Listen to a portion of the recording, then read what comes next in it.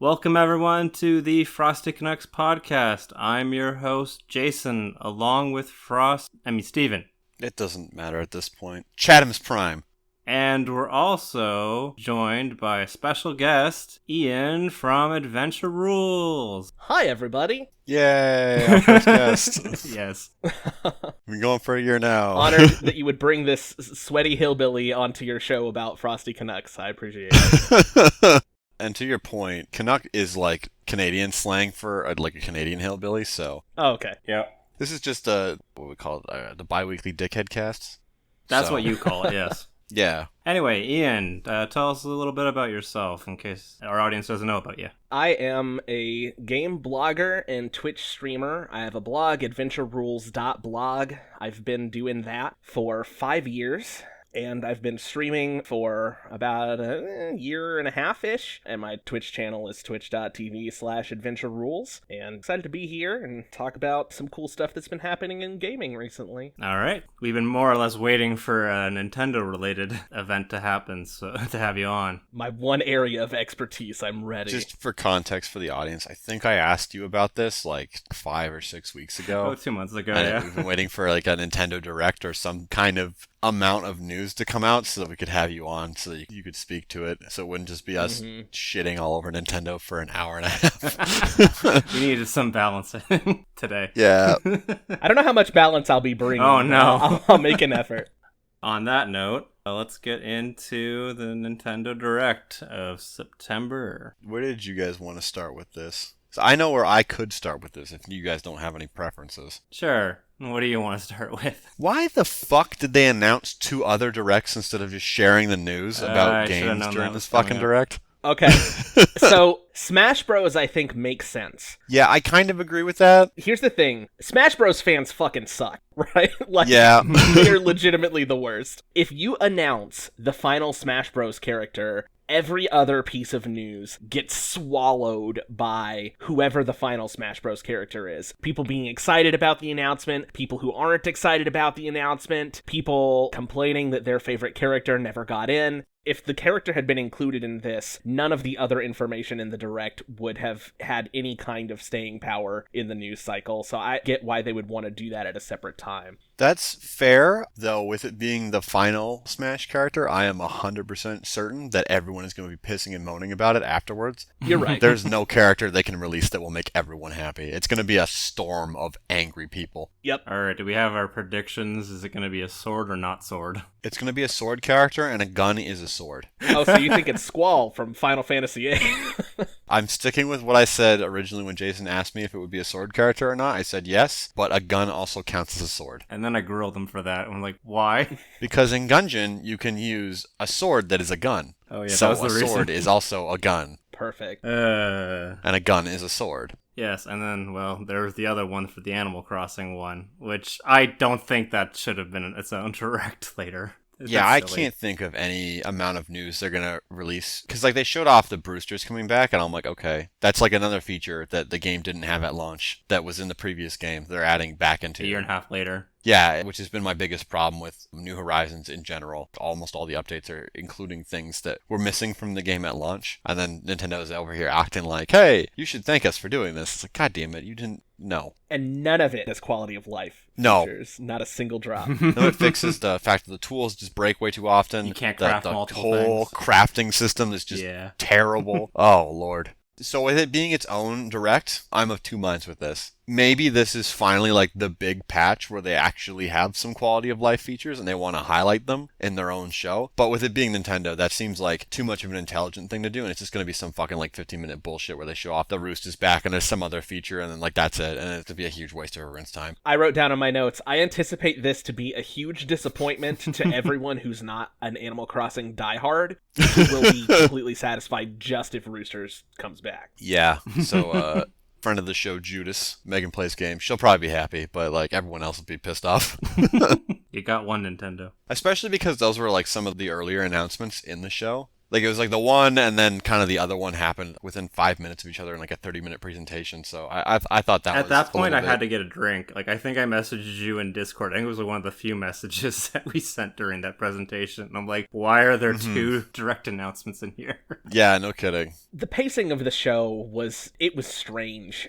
Jason was teasing me in one of my streams recently because I was like, why would they open on Monster Hunter DLC? And Jason, you were like, Ian, that game sold 5 million copies or whatever. Yeah. On Switch alone, because that's the only console it's released on, it sold 7 million copies. Okay. Yeah, I was going to say, it sold 7 million. It's the second best-selling Monster Hunter game in the entire franchise. And it's only been out for like 8 months? Yeah. World sold around an estimated 10 million copies on PC. I fully expect Rise to sell like 5 to 10 million copies again on PC once it finally releases next year. I think the news of the expansion is now more exciting with the knowledge that a PC version is going to be out before that expansion drops, right? Because now, when that comes out next summer, people on PC will have access to it. That's a lot more interesting than just expanding the Switch version, I think. I am not 100% certain on that because Iceborne was also delayed hitting PC, even though it came out after the PC version was released. But it's still, if you're picking it up on PC, it's still something to look forward to. Sure. Mm-hmm. That was probably the most exciting announcement for me, even though I'm still waiting on the PC release for Rise, which day of recording, it was actually announced, like when the release date is. Yes. I was very excited about it.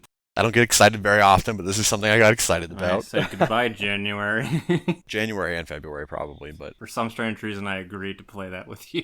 Rebrand the podcast to the Frosty Monster. Oh, there's going to be a few episodes on that, probably. Yep. Yeah, but to be fair, when we were both playing through Yakuza Like a Dragon, it was like that. We got like 2 or 3 episodes in a row where we talked about Yakuza, so... And then you made me apologize. Yeah, well, it's not my fault. Like, you said the game was awesome, and it was complete dog shit for the last third of it. I am aware. There were some redeemable features, I guess. The business game. Ian, did you finish it? I didn't. There you go. There's the problem. Yeah. The thing is, I got to the part of the game that starts to get bad, and I was like, nope, I'm out. Like, I'm not even going to bother. Yeah, I mean, I liked just... Steve didn't make the right call. Anyway.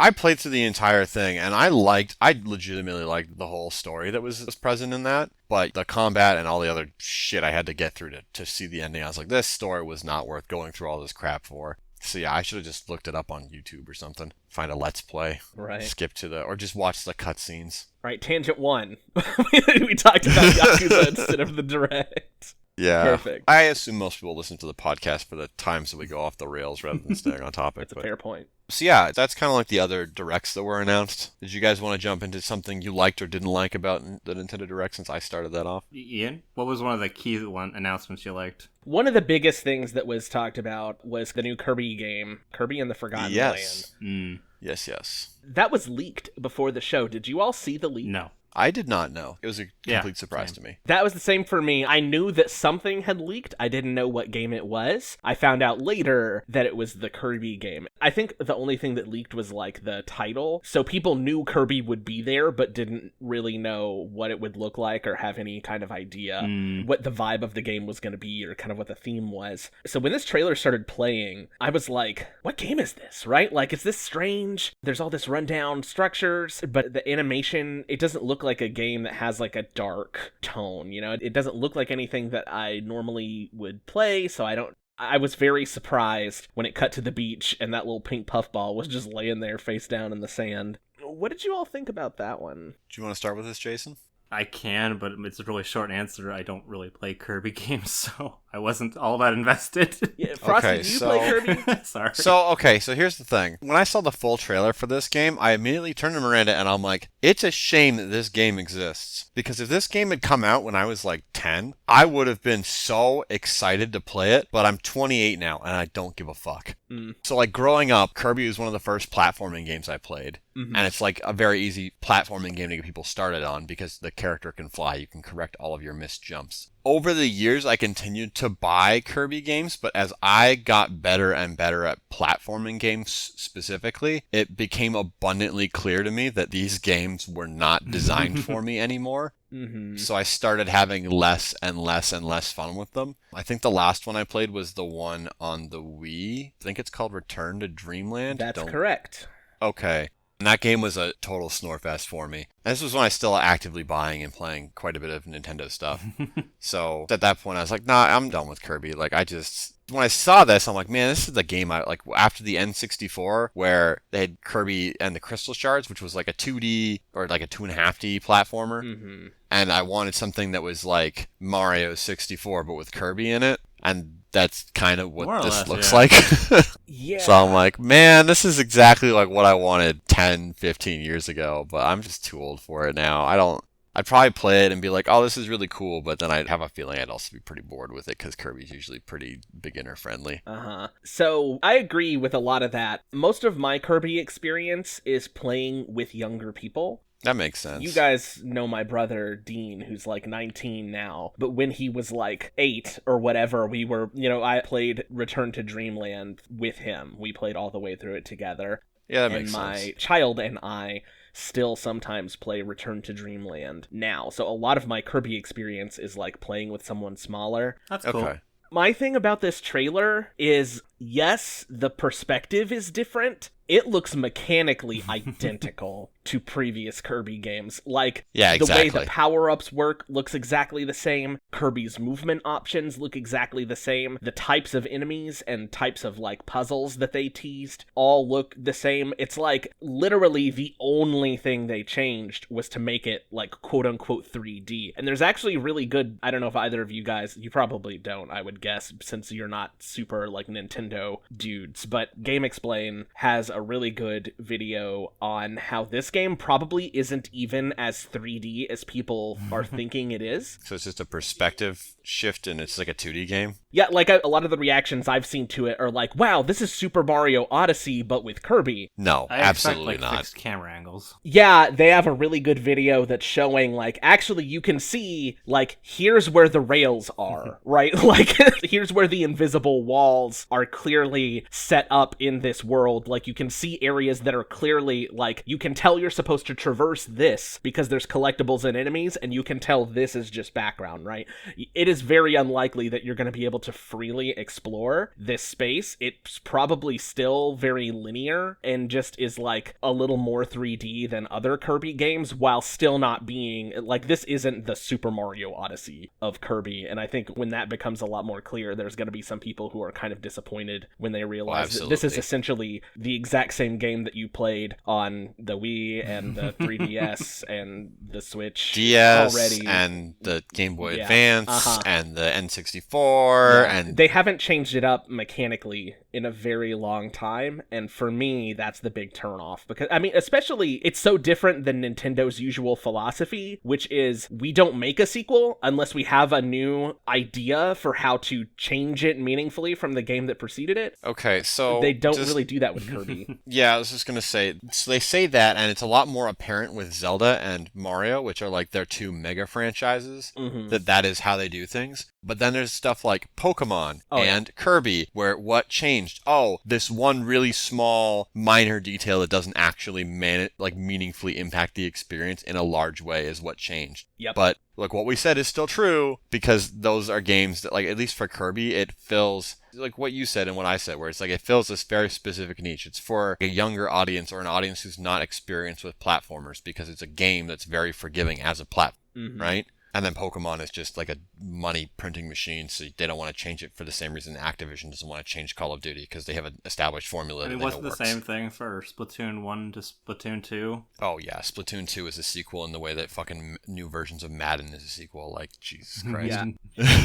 In my view, Splatoon 2 has a bit more of an excuse, because they were basically just trying to get one of the most popular games on the Wii U onto the Switch as quickly as possible, right? They just wanted to pump that out quick, so it's a very sequel-ass sequel for that reason, I think. I kind of felt, and this is probably going to piss people off, I kind of felt like Smash Ultimate was sort of the same way, because a lot of the assets and stuff that were brought into Smash Ultimate is very clearly built on top of Smash 4. And I know that saying that it's a port, it really pisses in some people's Cheerios, but I mean, I think the big feature on that was just having all the characters available. That was the selling feature. Yeah, exactly. And then like a bunch of the ones that they brought in were like, God, they used a bunch of the same animations they already had from other characters, and it's very clear to see that that's what happened with a lot of them. So like most of the characters' movesets are very homogenous, which I really don't like. I don't like when there's a 100 character roster, but like 90% of the characters have one or more moves in common with each other. Yeah. There's kind of an ongoing debate, I guess, in the Smash community of like, should the next game be Ultimate 2, where they just try to have even more characters on top of the roster that already exists? Or should the next game be Smash Reboot, where they go back to basics and cut out a significant portion of the cast, but like make meaningful mechanical changes to how the game works and to how the main characters that they do keep actually play? I personally fall on the I hope to God that they reboot it side of that debate. Well, so the part of me that would want to actually play the game would be, just do a 20-person roster and then have 2 DLC passes and then bump it up to like 30 when that's done. I mean, but they've already set the precedent of like, this is how all the characters, so it's probably going to be... Yeah, I was going to say, the business side of me is like, no. Take what you have and just add more crap to it and just churn it out again. Because if you don't, people are going to get really...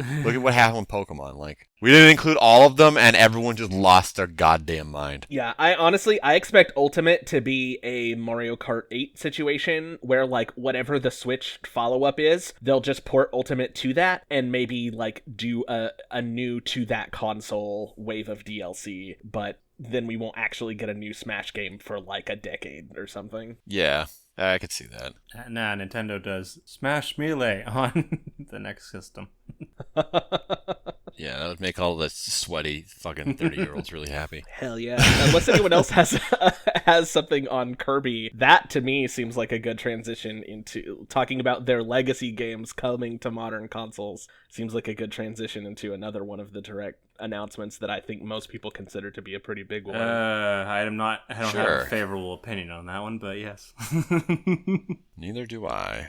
All right. So, yeah, I would be curious to hear because I know you two have heard a little bit from me, like on stream, about my thoughts on it. And I've evolved, I think, since then, but I want to hear what you all think about it before I talk about it. I think the Switch Online service in general is pretty piss poor to begin with. If they had just said these games are free, because at least the N64 games would have been free. I don't know about the Sega Genesis ones. I mean, they could have maybe done a bit of a price thing for that, because it's like, well, we're licensing it from Sega, so there has to be some cost. But like the N64, it's just like, add that on and shut the hell up, make it better, just get more people to subscribe to the online thing. Because my wife and I, we had a 1-year thing because she wanted to do the Pokemon online trading and then the Animal Crossing stuff with her friends at the time. But after the year, she was like, you don't have to pay for it again. It's fine. So the lack of really any meaningful changes to that service over that period cost them a customer. And I think that this would have been a really great job of bringing people back. But with this expansion pass thing and the pricing not still specified yet.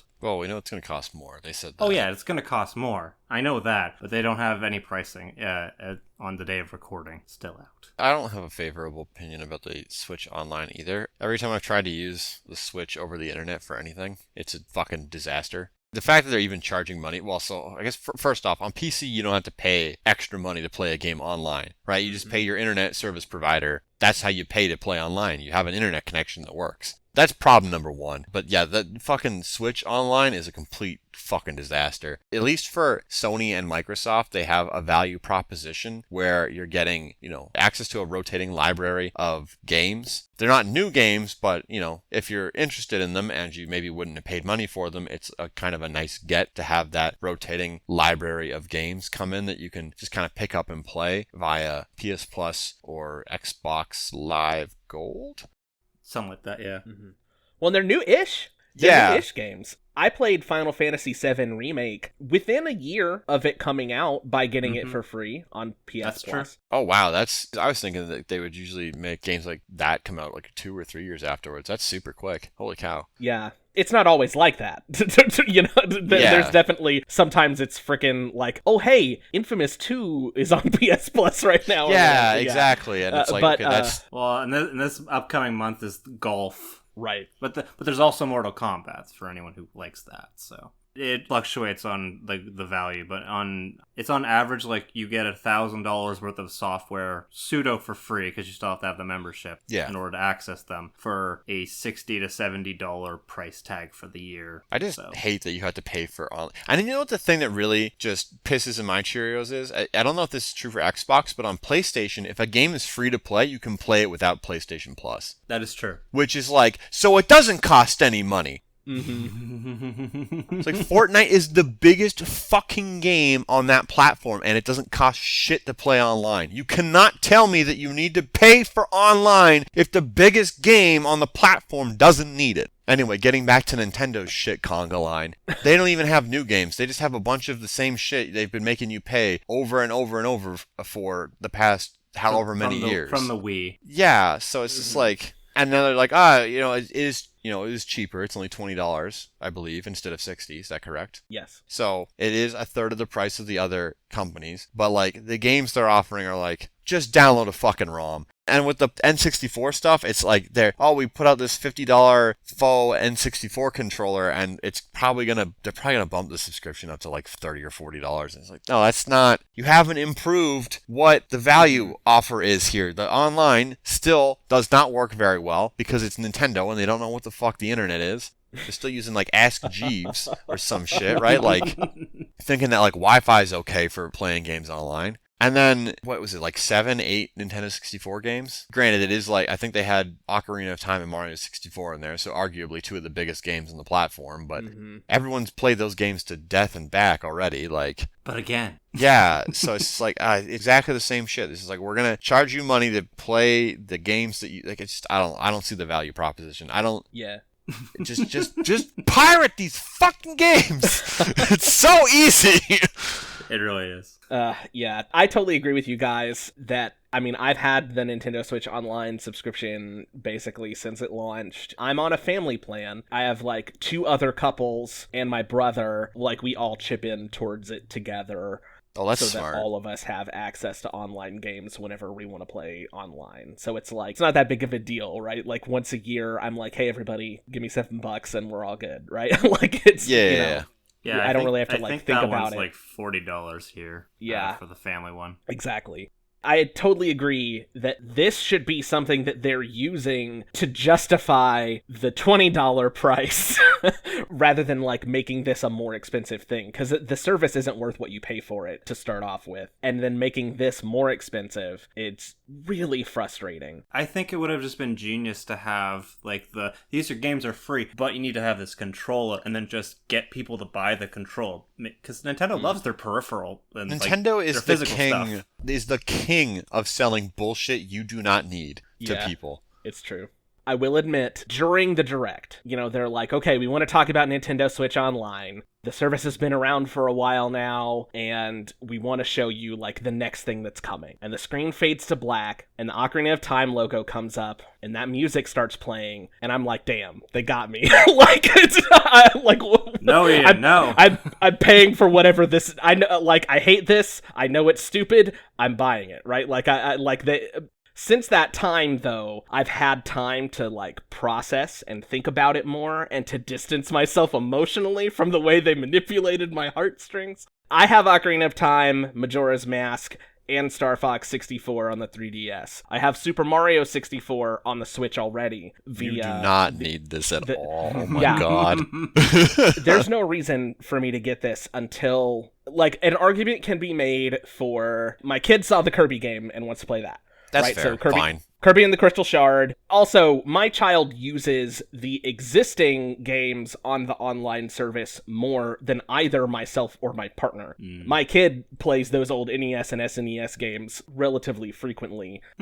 So we are at least getting something out of that service already. They were interested in Kirby and the Crystal Shard. Paper Mario and Banjo-Kazooie are big ones for me, because I don't have somewhere to play those, and I don't have a computer. We were talking about just pirate it, right? I don't have a computer that can run N64 games well. They crash my computer, so I can't emulate them, unfortunately. It'd be a RAM thing, because the emulators use up like a shitload of RAM. Yeah. The other big thing for me is the thing that may cause me to still get this, even though I hate everything about it, is As a Twitch streamer, having an easy way to stream these games to my audience is really appealing. It costs like $300 to get the peripheral that would let me stream my 3DS. Jeez. So being able to just like, okay, Nintendo, here's an extra $20, and now I've got like 4 months of stream content because I can go through Ocarina of Time, Majora's Mask, Paper Mario, right? Like that stuff would give me things to do on my channel for a pretty decent amount of time for not a lot of money. Pay for it for a year, flat price, whatever. Another thing I was concerned about, I was worried that the stuff that they showed were the only games that were going to come to that service. It has been confirmed by at least one other company that there's stuff coming to that service that isn't just what was shown in the Direct. Treasure, they're the ones who own Mischief Makers, which is one of my favorite, like, weird and quirky N64 games. They've teased that at least one, if not more, of their titles is going to be coming to the 64/Genesis service. There is going to be more stuff than what we know about, and I would be very excited to show those things off on stream. I think if you're not like a streamer, or if you're a streamer who already has a 3DS capture card, or if you're a streamer who has a good enough PC to just emulate this stuff, do that instead. The service is not worth the money, but it's probably going to get me anyway because of my specific circumstances. I cannot believe this is a Nintendo 64 game. Mischief Makers? Yeah, this looks so bad compared to everything else I've played on. Well, to be fair, most of my experience with the N64 games is stuff that was developed internally by Nintendo, and everyone knows Nintendo knows their box is the best, but good God, it's like the game almost looks like it's like legit 2D instead of 3D sprites on a 2D plane. Yeah, it is a weird-ass game, but I love it, and because of how ridiculous it is, it would be really fun to show off on a stream. Sorry, I'm finally looking at it. Yeah, I wasn't familiar with it either, so. It's a quirky one, for sure. And I mean, that fits in your branding as well, right, Ian? Where it's like you typically play, I guess I'd loosely categorize it as retro games. Yeah. So, see, it probably just gets suckered into buying it then. Yeah, there's definitely a price where, streaming it or not, I'm not gonna... If this adds like $10 to the base thing, and that translates to like $15 or $20 to the family plan, okay, fine, whatever. If this adds like $30 to the base thing, and that translates to like $50 to the family plan, I'm not doing that. That's ridiculous. Yeah. They haven't earned that money, right? It's one thing if they're like, hey, give me $10 extra for Nintendo 64 games, but if they're like, hey, give me like $25 or $30 extra for N64 games, don't double the price of this service for a thing that realistically should just be a free part of the service that you already don't provide. Yeah, right? I'm curious if the expansion passes are going to be divided up into like Sega Genesis and the N64, like chunks. Oh, that would be awful. That would be terrible. I wonder, because Nintendo has not said how they're doing this. They more or less know what they're going to do. I don't know why they didn't bother. They don't want it to detract from the excitement about it, right? Yeah, they want people to be excited about it. Yeah. Like you said he was, right? Yeah, they are absolutely coasting off of like, oh hey, we've got your childhood by the balls. Here's your whole childhood. Come buy this. Joke's on you, come buy Nintendo. I'm a soulless, heartless adult, and I had no childhood. I didn't even play Ocarina of Time until I was a fucking adult. There you go. So that probably just makes it sound super young. My first Zelda game was Wind Waker. Yeah, I think that was the same for me. Well, that's certainly a thing. Did we want to go into Metroid Dread next? Sure. Did anyone else have anything to say to that besides me? I have things to say. All right. Say them then. Go for it, Frosty. Tell us. Okay, so like my big thing with this is I know it's going to be $60 American, $80 Canadian Switch title, and I cannot see any future where this game is worth that price, because there are indie games that do the whole Metroidvania thing really well and cost a fraction of the price. Mm-hmm. So that for me immediately skews the value proposition out of Nintendo's favor. They showed another trailer for Metroid Dread, which was wholly unnecessary. I saw Kraid in it, and that immediately to me is like, okay, this is the same Metroid game they've put out 10 times already. But gonna have the same recycled ass enemies, gonna have the same bosses. I swear to God, Ridley's gonna be in it for some reason, even though he's died like 4 or 5 times in the canonical timeline by now.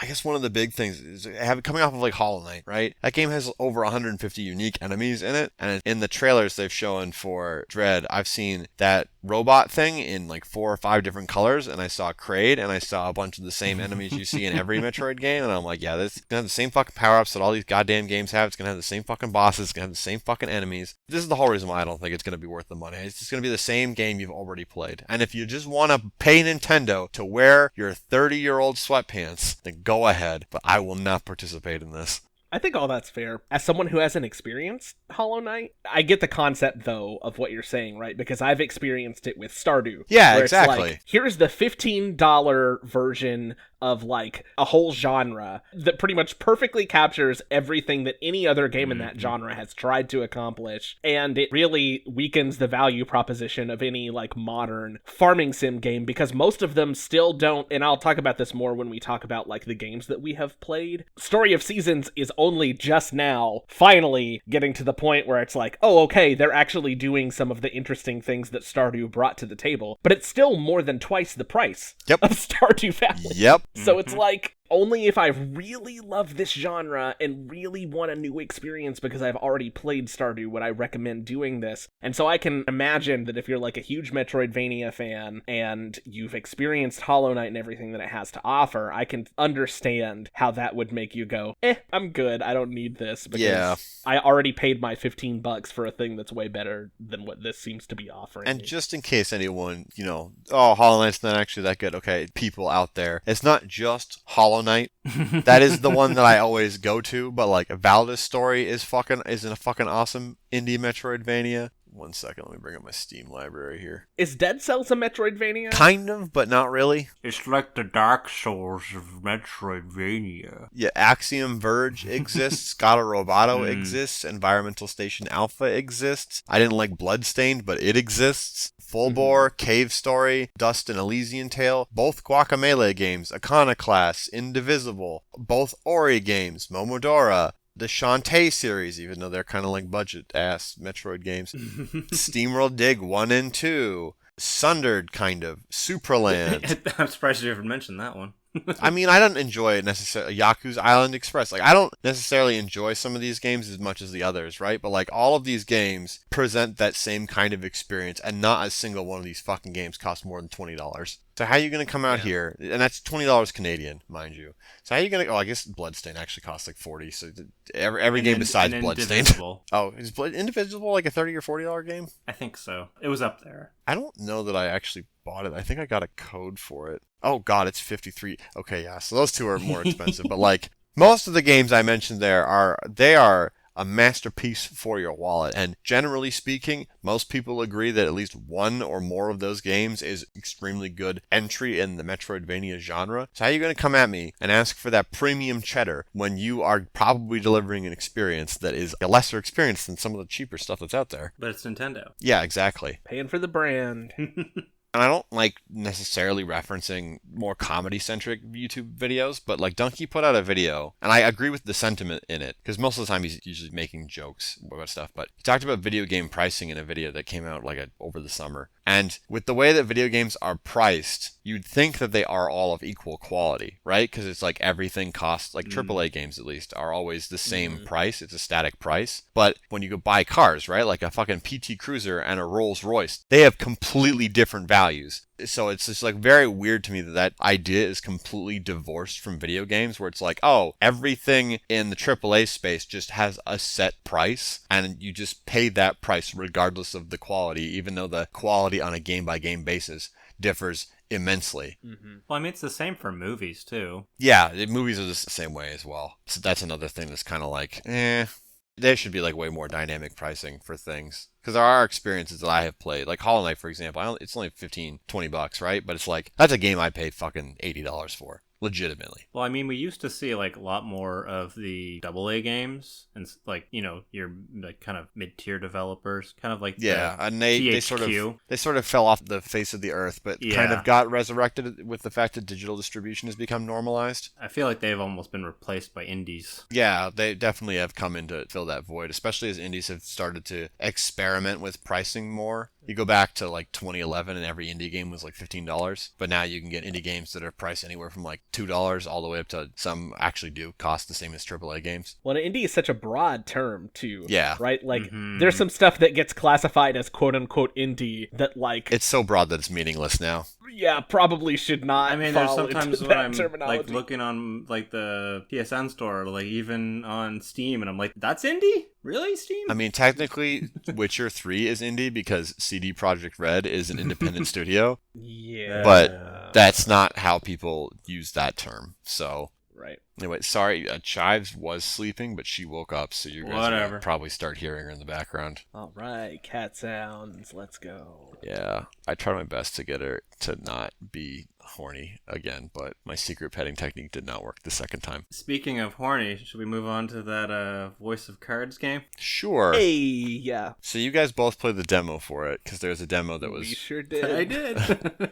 Oh boy. Okay, so this is a game from Yoko Taro, I believe? Yes. Oh yes, that's why it's Horny 3000. Fucking made a game about maids running around beating the hell out of each other with swords. So, Ian, why don't you walk us through what Voice of Cards is? So, the pitch of Voice of Cards is that it is a tabletop role-playing game, which is a hobby that I am very immersed in. Mm-hmm. I started playing tabletop RPGs in college and have continued to do so. It's been like 10 years ago now that I started. Oh, so this sounded really good to you. Yeah, so this appealed to the part of me that has always been waiting for a video game that actually captures what feels like magical and special about playing a game at the table. And so the problem is all of the tabletop RPG stuff is the set dressing. The game is delivered to you by a game master, right? So like anytime there's dialogue, the voiceovers are done by the same guy. Anytime like you flip over a card that has like some world building on it, like the same person presents that world building to you. So like the whole story of the game is conveyed to you by this singular voice, which is a cool concept. I don't know if I love the guy that they, at least in English. I didn't play the Japanese version. Yeah, I wasn't a huge fan of him. I was kind of hoping the characters had their own dialogue, but yeah, the guy that they chose is very kind of like I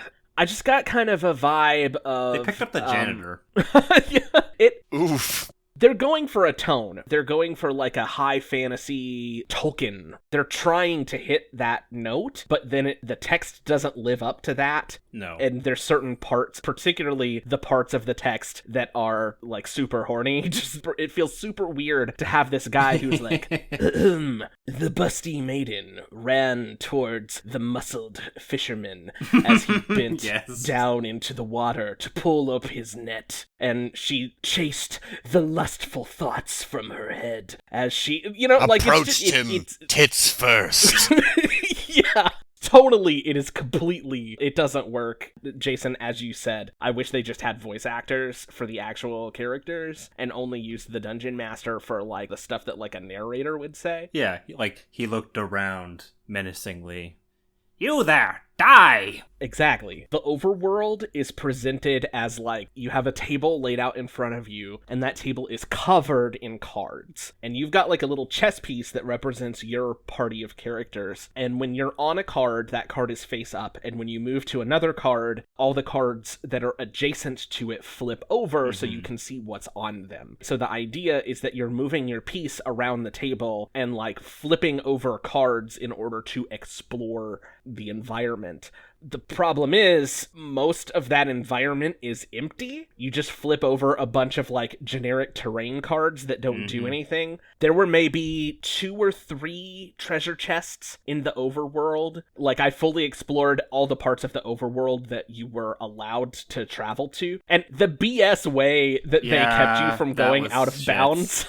I kept annoying him by having them go like say the same line. I'm like, Skip, god damn it, I'm trying to just figure out where I can go. Yeah, if you test the boundaries of the game, the guy's like, oh hey, I haven't prepared the session that's past that. Why not just have water there instead? Just change it for the demo, just put water there, and like, this is your path. You can't actually cross here anymore. Would have solved that problem. Instead of being constantly interrupted going, oh, I guess I can't go here. Oh, guess I can't go here. stupid. Yeah, that was really silly. There's no reason to explore the space. Flipping all the cards is an excuse to get you to grind, because of course, what this game really is a Japanese role-playing game. Ew, Frosty's favorite stinky thing in the world. Yeah, the whole tabletop aesthetic. I mean, it's executed decently well. The card art is nice. The character designs, some of them are silly. Like your main mage woman character just has this ridiculous, unnecessary boob window. The fisherman guy that I already talked about, who's got like this huge codpiece on and nothing else except for like a shoulder pad for some reason. The designs are silly, but they're of a certain quality. The cards look nice. Equal opportunity breed windows. Yep. Whenever you get into combat, there's like a smaller little game board that they put on top of the cards, and then they lay out all the combat cards on top of it, and like you can see the dice and the little like damage counters and stuff sitting on the side. All of those touches do look really nice, but the problem is it's like a pretty aesthetic that's being used to cover over a very bog standard Japanese role-playing game that like every bad thing that I've ever heard Frosty say generally about like all JRPGs applies very strongly to the way this game plays. You just spam your strongest move at the beginning of every battle to clear out the dumb, really bad AI enemies who make really lousy decisions about like who they attack or how they invest their own energy. Easily just wipe out the enemies as you're exploring this bland, empty overworld. Your rewards for going out of your way to find a treasure chest is like, oh, it's a potion. Wow. Whoa, right? Like, I think they got like one piece of equipment that entire demo from a treasure chest. Yeah, it's so bog standard in the combat, it's so bog standard in the exploration. And I think the idea with this is like, you put Yoko Taro's name on there, and that implies a certain pedigree of storytelling, right? Nier Automata and Nier Replicant 7.9236589, whatever. Those games are celebrated for the quality of their storytelling. And so you attach Yoko Taro's name to this game, and the idea is that, like, it's going to be telling a story that really goes beyond. You expect a certain degree of weirdness, you expect a certain degree of philosophizing, and no. This is every RPG that I have ever played, right? Queen's like, hey, go get the royal treasure for me and I'll give you an award. Cool. You go down to a little village. Oi, sir, there's a thief what ran off to the west somewhere. Oh, okay, I'm gonna walk over to the west. Yeah, I saw the bad guys go into that dungeon over there. You go in the dungeon, you kill the bad guys, you get the treasure back, take it to the queen. Wow, thanks. Oh no, a dragon. And that's the whole damn story. Like, it's... Yeah, demo ends. Yeah, a demo should show you what to anticipate from the fullness of the game, right? It should give you a good idea of what you're in for. The weirdest part was the fact that when I was rewatching the Nintendo Direct, the characters that you looked like you were playing as weren't the ones in the demo. Yes. That's the weird I noticed part. that too. I anticipate the characters that you play as in the demo to die or be captured or something, Probably. and you have to save them as the actual main characters of the game. That's the thing, like maybe the characters that they've got on that roster is going to be much better and better, like the story's better, but of course this demo really didn't sell it very well then. That's my whole thing. Like, I've played, because I've written multiple blog posts where I kind of previewed some different indie games that I played during various digital game festivals on Steam. I have played a lot of dog shit demos. It's surprisingly difficult to make a good demo. Or at least with the amount of bad demos I have played, it seems like it is. Fundamentally, you have the first, 5 minutes-ish, and that's your first impression with the person. So, in the first 15 minutes of this demo, you need to sell the person on what is unique and special about your game. That's it. If you can't do it in that time period, you have failed to make a good demo. Jason, you said you cleared it in about an hour. About an hour, yeah. Yeah, and Ian, you said you spent a little more than an hour on it. Yeah, I don't remember the exact amount of time that I played it. I tried to break the boundaries. I hit every wall where it was like, no, you need to turn back, right? Because I was trying to see the full limits of where I could explore and see what all content was in the demo so I could write about it. I shouldn't have done that. It was a total waste of time. There's nothing. There's nothing is the That's answer. just it. If you're playing a demo, you shouldn't have to work to figure out what is special about the game. The game should just show you what is special about the game. So either this demo is dog shit or this game is dog shit. I have no doubt that because Yoko Taro's name is on it, that people will stand the shit out of this, because I didn't think that Nier Automata had a very well-written story, and I'm in the minority in thinking that.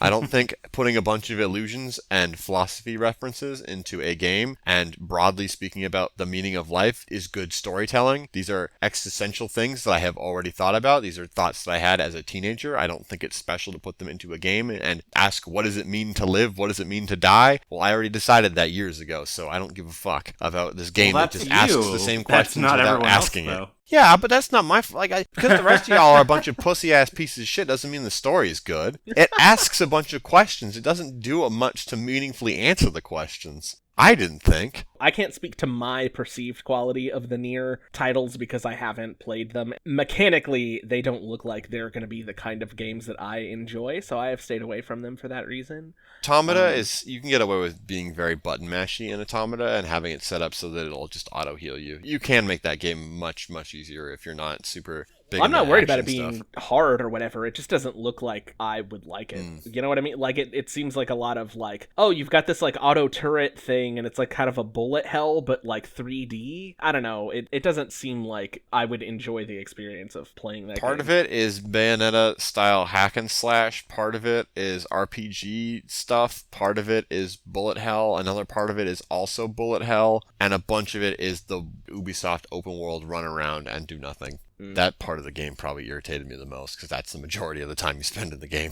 But yeah, I fully expect that regardless of the quality of writing in this game, that some people out there are going to treat this like it's the second coming of Christ because it's got Yoko Taro's name on it. Yeah. I decided not to play the demo after we saved you your time. I asked him about it, and then he's like, it wasn't very good, and I read his article, and Jason played it, and I was like, one day I'm going to die, and I will be better for it having never played this demo. Yep. To me, it sounds like maybe it's a bad demo, or if this is an accurate representation of what the final game is going to be. Y'all just dodged a bullet. Granted, it is only half price, so it's $40 Canadian, $30 US, which I was not expecting. When I saw that shit, I was like, oh, hey, Square Enix capitalizing on the craze that Slay the Spire started by making a card game that they're going to charge $80 for. I don't know if I'm just being bitter about it, but yes. With Deathloop and with Returnal, the way that they were advertised is like, oh, look at this unique looping mechanic that we invented and we're charging a premium price for it. I'm like, bitch, the 2011, Binding of Isaac came out and started this huge trend of these types of games. How are you going to come in here and pretend like you were the first one to do it? Because that's what people will make it seem like. Yeah. Sorry, I gotta get up. I've just knocked a thing over. Be right back. Talk amongst yourselves. I kind of want to wait to talk about Triangle Strategy until he gets back.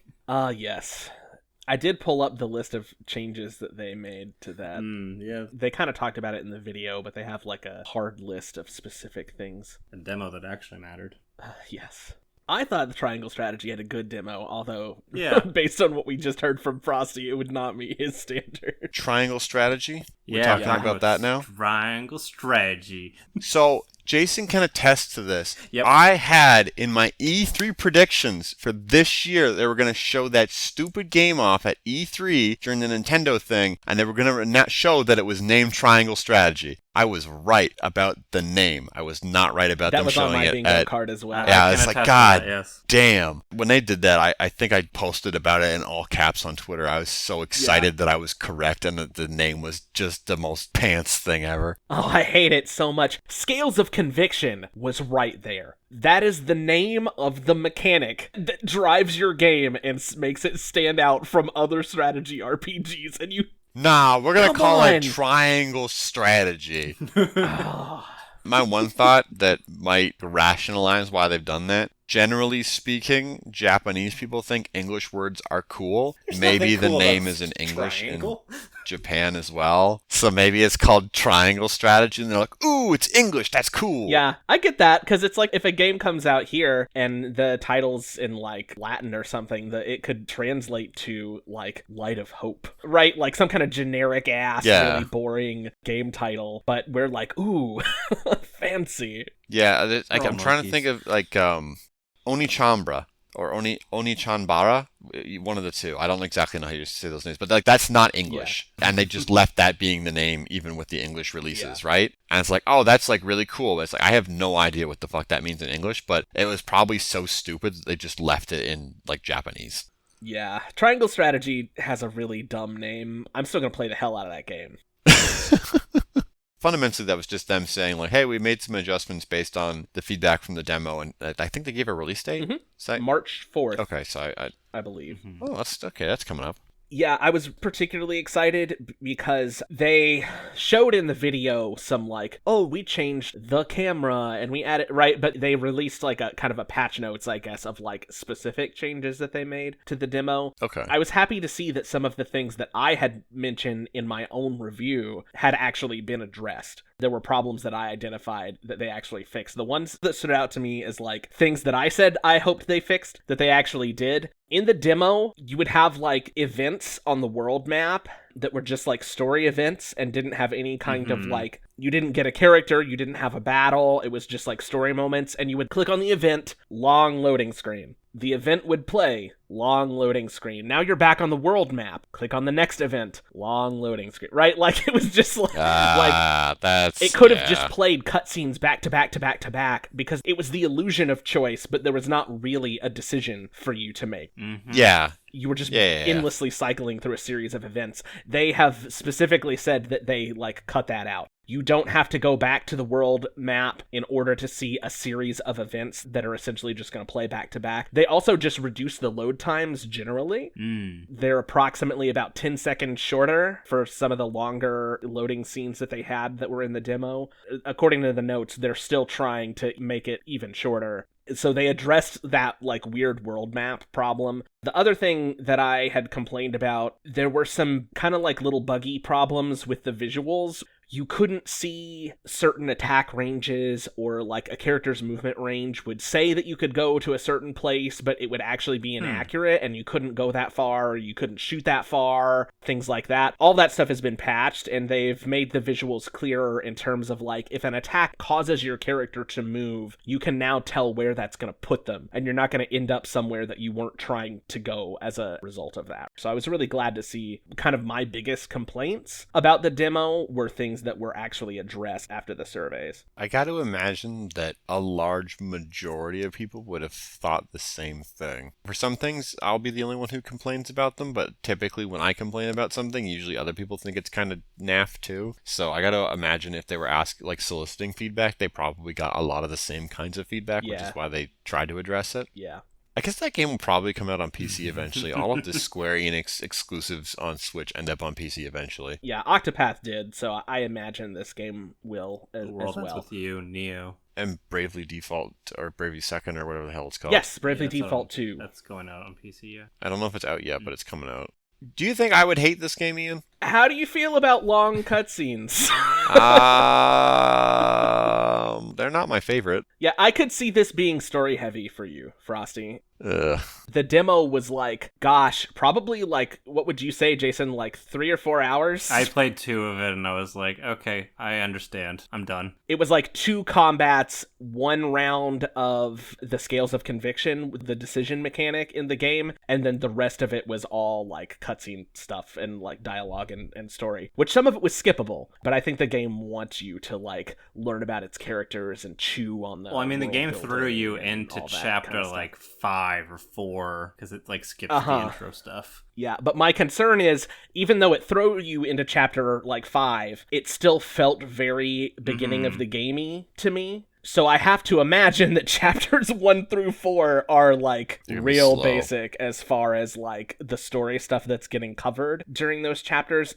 Yeah. I feel like from a storytelling perspective, this is going to be like a long ass game. I feel like, and this is going to sound racist because it kind of is, I feel like Japanese storytelling in particular is just like the most slow and drawn out thing. And I don't understand why, because if you go back 15, 20 years, not all games that came out of Japan had stories that were just drawn out for absolutely zero reason. I'm not like an expert on this stuff. Isn't Japanese a much more concise language? in speedrunning, it's very common to play the Japanese version of a game because there's way less text boxes. Less text boxes is because the kanji stands for entire words or phrases. So it's a bunch of kanji symbols that would normally take several sentences to say in English. That's why I'm saying is like maybe that's the problem. Is that they're doing like really direct translations? The original language can convey the concepts that the story is trying to get across quicker because of the like efficiency of the language, and then it comes over here in English, and it's something that was we need to put like 12 sentences to describe this thing that they just have a word for. Right. Yeah. I don't know that that's the case. That might be it. I'm not a localization expert by any stretch of the imagination, but that could be one possible explanation for how that kind of happens. Because, the big thing for me is I just get bogged down a lot in the text for stuff, because it's like, you don't need to throw world building at me in the story. Like, the story should just be the story. The world building can be off in its own little section. Like in Hades, right? You experience the story by playing the game, and it has all this world building shit that's in this giant compendium that's off to the side. And if you don't want to deal with the compendium, you just ignore it. But if you want to read that shit, you can. Yeah. But it's like not built into the story. So if you want to dig deeper into the world, you open the giant thesaurus and you read about the world. If you just want to experience the story, then you can just experience the story. And it's not going to get weighed down by an entire dictionary's worth of crap being thrown into it. For that reason, I don't know that triangle strategy would super gel with you, Frosty. I do think, though, I like how the combat mechanics work. It just has little features from like 3 or 4 other tactical RPGs that I've played that all kind of work together. Any of these mechanics isolated in the games that they come from didn't necessarily like do a lot for that game, but then when they're incorporated together in this one, makes it feel like complex and interesting in a way that I think, because the mechanics layer on top of each other and like give you a lot to work with, right? That's fair. Yeah, I mean, I like the follow-up mechanic a lot, like having the positioning of your party members, that like that being all key. And the same can be said for your enemies, because they can do the opposite to you and just like decimate you. Yeah, and I like that this could be something that doesn't make it to the full game and was only true in the demo, but the demo makes it appear that every single playable character has a unique class. So like 2 characters may be really similar, like there's 2 mages in the demo, but just because they're both spellcasters, their classes have different names, they have different passives, and the spells that they cast have different effects. Like one person can make like a wall, and so they're like more of a defensive mage, whereas the other one has more offensive and then like kind of buffing stuff in their abilities. Even characters whose classes function kind of similarly still interact with the other characters and with the combat in different ways, which I thought was really neat. The part that I think will make or break this game for me is how well the scales of conviction are implemented, because based on the demo, it seems promising, but I can see them surgically removing their best example of the scales of conviction and showing that to people, and then it not really having that big of an impact on the game as a whole. So that's the thing I'm most worried about, but if it's done well, it could also be the part of the game that's the most exciting to me. Yeah, so Square Enix needs to be not scared of the fact that like some people aren't going to see this path in the game, and then you can just retry it. I'm really a lot of worried game about devs that. are really dubious about stuff like that. They don't like making content that people aren't going to see, like, at all. I guess it's understandable to the degree that all that content takes time and labor to make, right? To what degree is it worth the limited amount of time that I have to make this whole side path that 10% of my audience is going to experience? But then I guess you could counter argue that with like only 10% of people actually finish the games that they start anyway, so they're doing that anyway. I don't know. Yeah. Was there anything else we wanted to moan about? The only other thing I had a note of was Splatoon 3, specifically because Ian said that if it was announced, or if something was showing off, Silas would be really happy about it. Was Silas really happy about it? So actually... Oh, dear. Oh, no. No, here's what happened. The trailer came on, and I was like, look, buddy, Splatoon 3! And Silas, like, came over and was watching it, and I could tell Silas was getting frustrated. I was like, what's going on? Like, you seem upset. And Silas was upset because they didn't talk over the trailer. Like, it wasn't structured the same as all of the other trailers.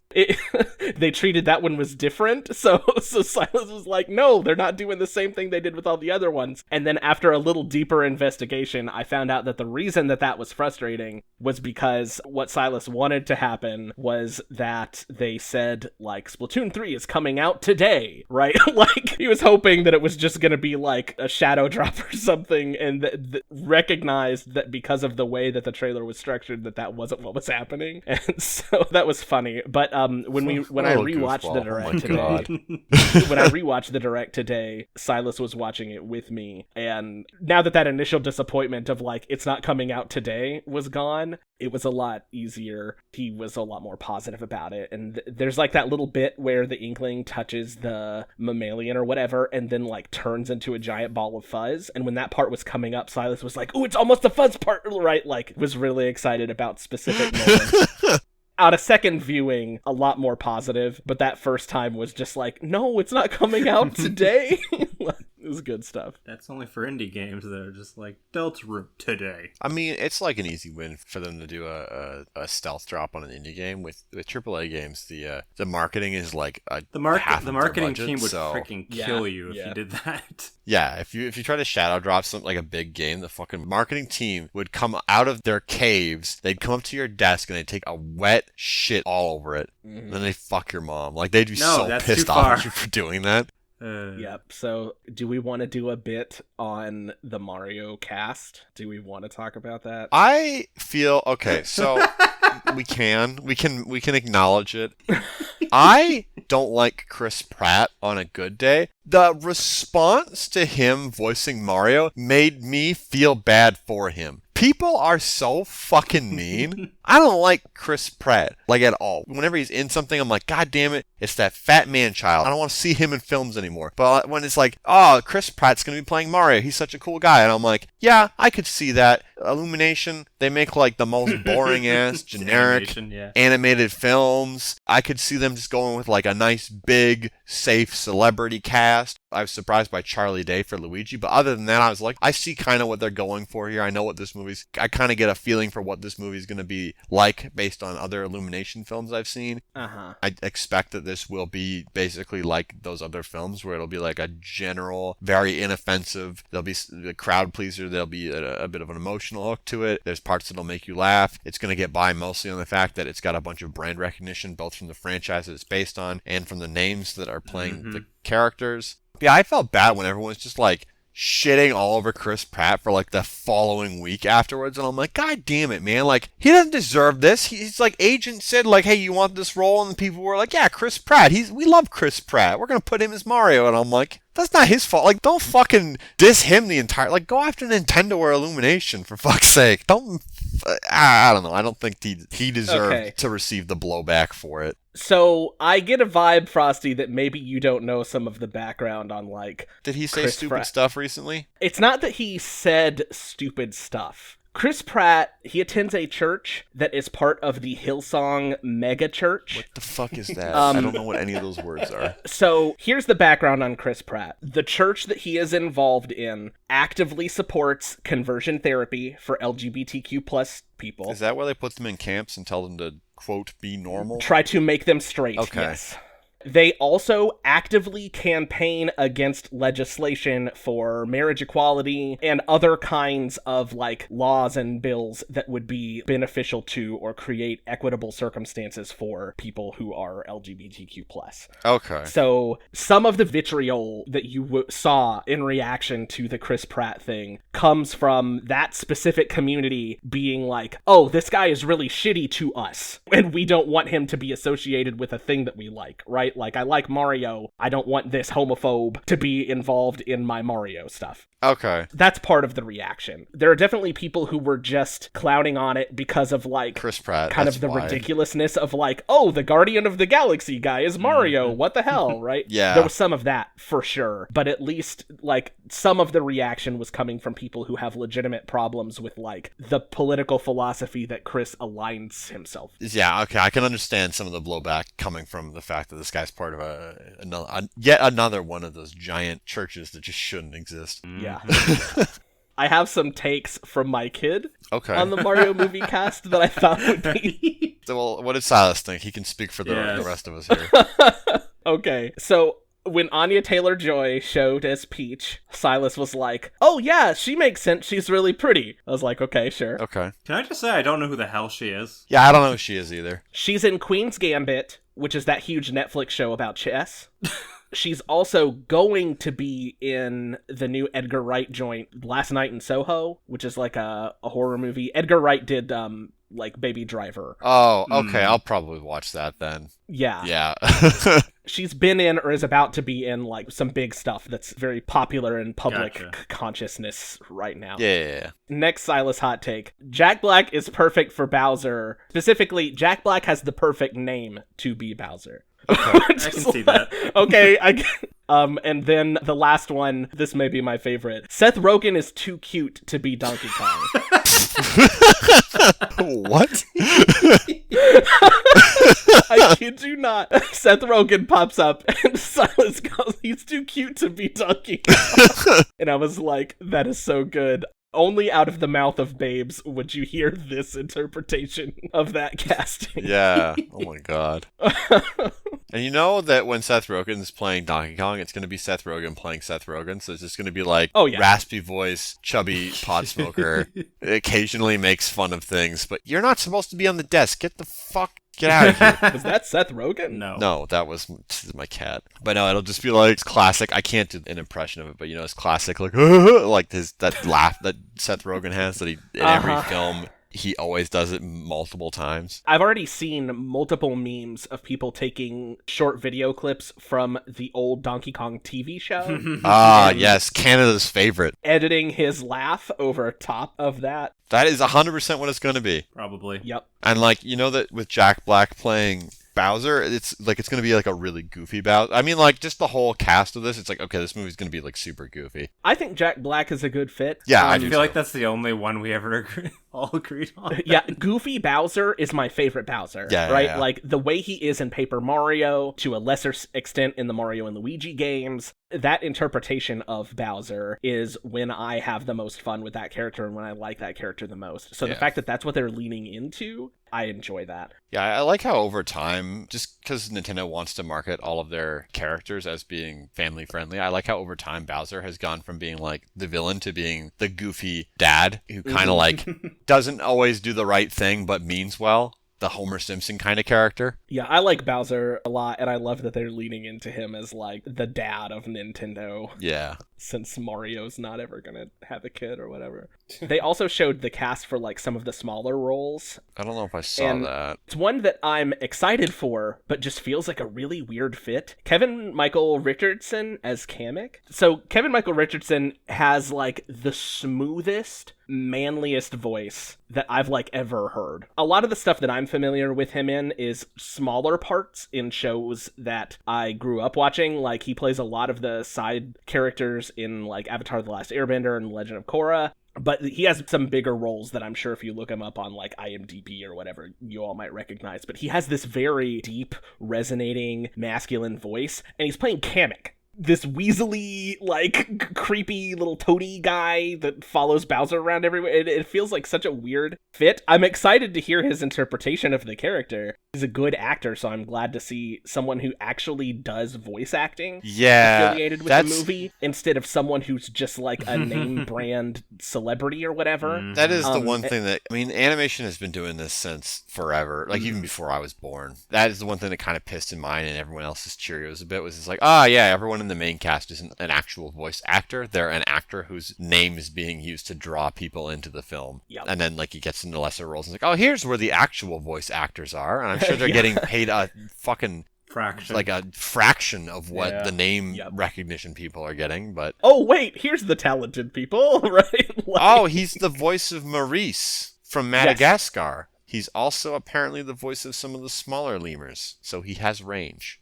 Yeah. He does. He's got a smooth as hell voice. I wish I sounded like that guy. I wish I sounded like that. And for him to be this super, like, nerdy Weasley character, I think is going to be really interesting to see how he interprets that. It'd be funny as shit if it's like that. Jack Black does his normal Jack Black losing his mind kind of thing, and Kamek just comes up and is like, sup. Like, in the full, like, deep voice is, like, super chill instead of the Weasley, like, Starscream kind of character that he normally is. That'd be great. I mean, I never had much faith that this movie was going to be for me. You know what I mean? Like, God, no. As soon as Illumination was doing it, I'm like, oh, this movie's going to be like the most white bread ass movie that is going to come out that year. Like, yeah, 100%. Mm-hmm. Yeah, but I'm probably going to have to take my kid to see it. And, you know.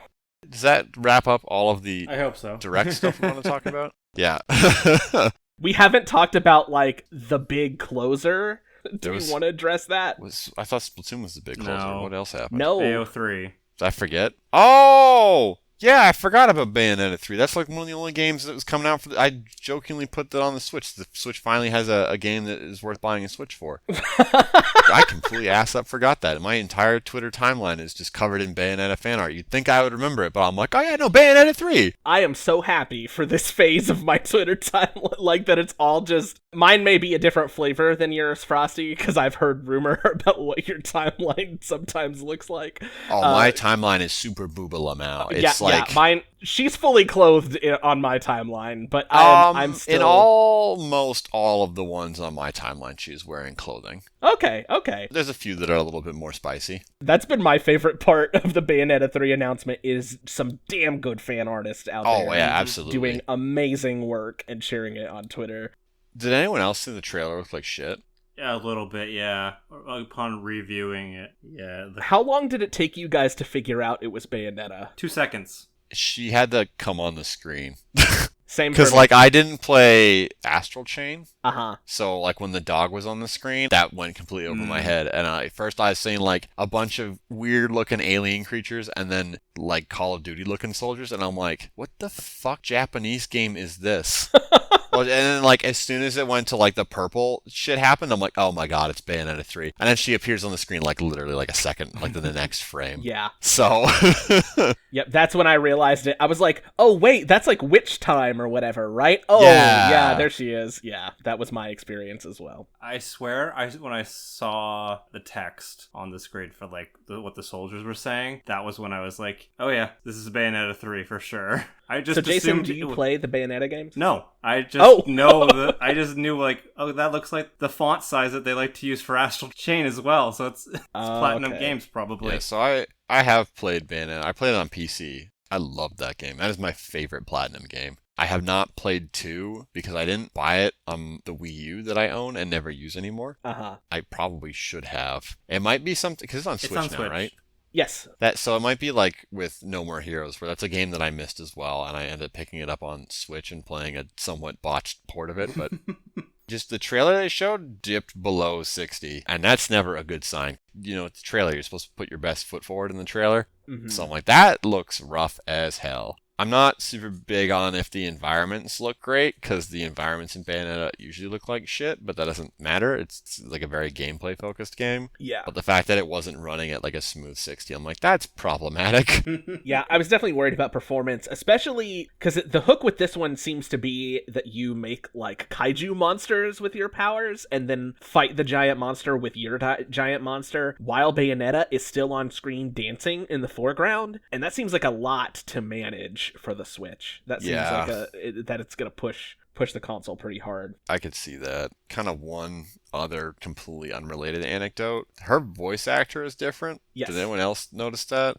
I didn't notice it myself, but because I have problems, I watched a lot of other creators and podcasters and people that I like react to this, and I did hear multiples of them comment on like, oh, they changed her voice actor, or the people who were like super into Platinum stuff being like, oh yeah, remember that article 7 weeks ago that was about how the voice actress is going to be right? Like, some people already knew going in, some people realized it during the trailer, but that's definitely a thing that happened as her actress changed. Did you read that article? Because I have a theory about why they did that. I did not. Okay, I'm pretty sure the reason is because like a lot of voice actors didn't necessarily get to reprise their roles because of some of the shenanigans that were going on in the last couple of years with the voice actor union. And it would just be easier to go with a non-unionized voice actor. That's unfortunately a thing that happened for a number of games. So I did see some people, because her hair looks the same as Cereza's from the first game. Some people were like, oh, is this like the adult version of Cereza that Bayonetta drops off in another timeline? And that's why her voice is different? And I'm like, maybe, but probably it's just because she was cheaper since she's not unionized. And this game has been in development for like 7 years. The other theory I've seen is that this will be a prequel Bayonetta. I could see that as well, yeah. Huh. Because, yeah, it's like got the same hairstyle as little baby Bayonetta from the first game. So, those ridiculous drills. People love it, though. Short hair Bayonetta was fucking like MILF material, man. I'm not as big on this drill thing, but it's just neither here nor there. Yeah. But yeah, I don't know. I was like, initially, it's kind of like with Metroid Dread, where I was like, ooh, thing that I'm excited about. And then I thought about it for like 5 minutes and was like, wait a minute. Because I'm not allowed to have fun because my brain doesn't let me have fun. Yes. I think that's a family problem. Yeah, it might be. Now on to the games we've been playing. Part of why we had Ian on was because I played Boyfriend Dungeon. I actually ended up finishing it around the same time that you did on stream, but I played it almost across like one weekend instead of over several weeks. Yeah, you bought it like a month or two before. Yeah, I bought it at launch. I just didn't play it until like a week ago. Or 2 weeks ago or whenever it was. Pretty much. I have some thoughts about the game. I believe, in general, you were probably more positive about the experience than I was, Ian. That makes sense. It always does. Well, okay, so like, I think that the game has really, really good writing, and that's important for a dating sim. Yes. I would say that the majority, not all, of the relationships are handled very well. They're written extremely well, and the characters, even if they're like a negative stereotype, are still what goes through their whole story arc. Like, it's really well written and really well presented.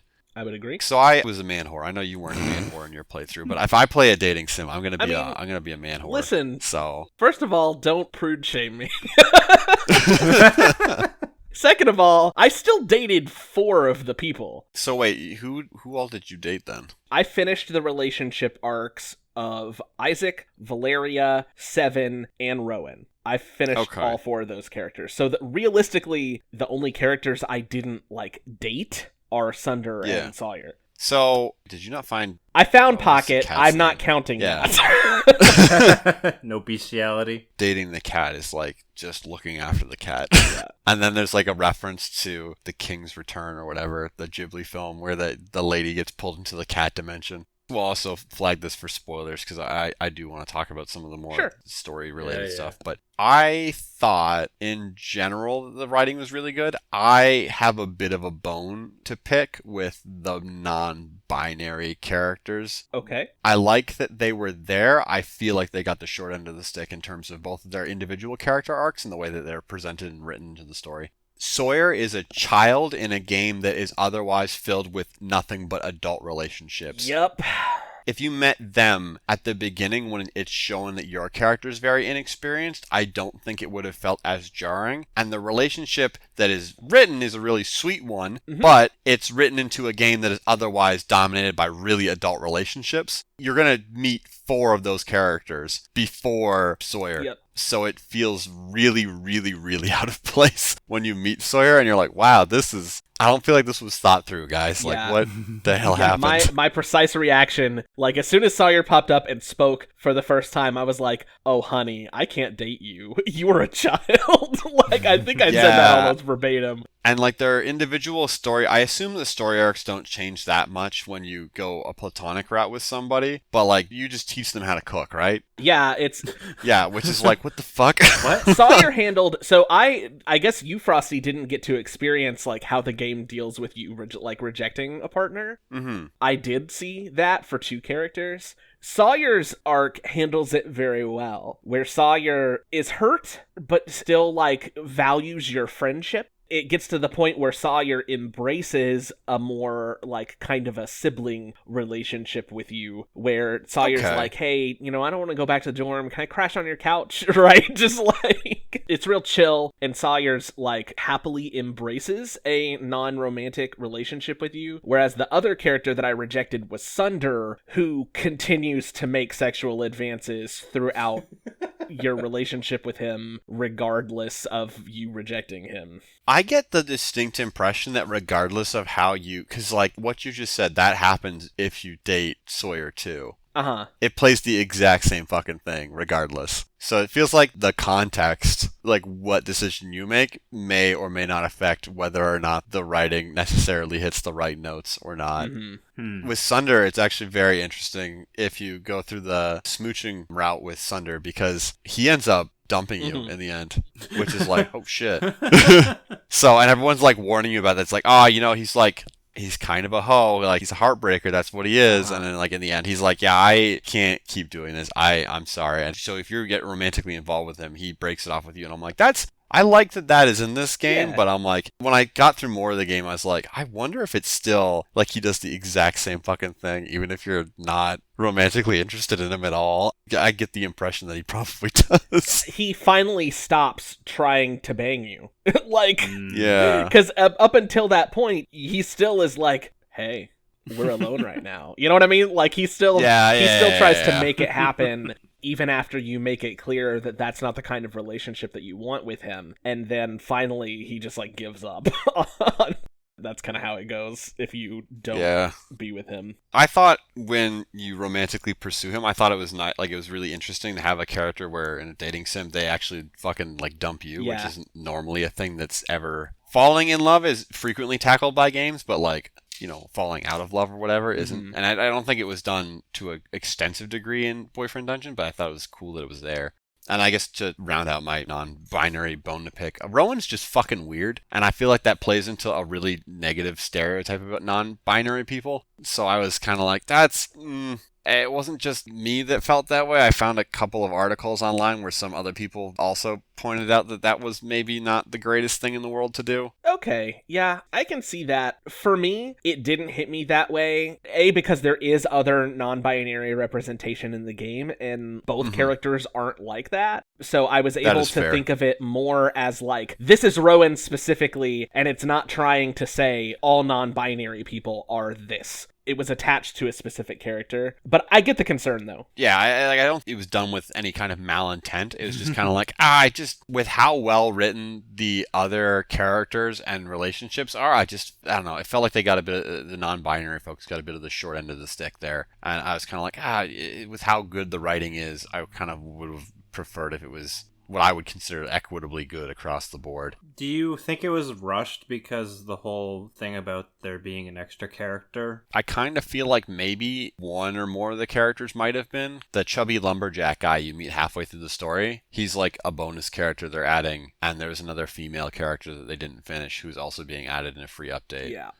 As well as a third dungeon. Oh, wow. Writing-wise, it's probably one of the best dating sims I've ever played, which is saying a lot. And on that basis alone, I would say that it's definitely worth checking out if that kind of thing is your jam.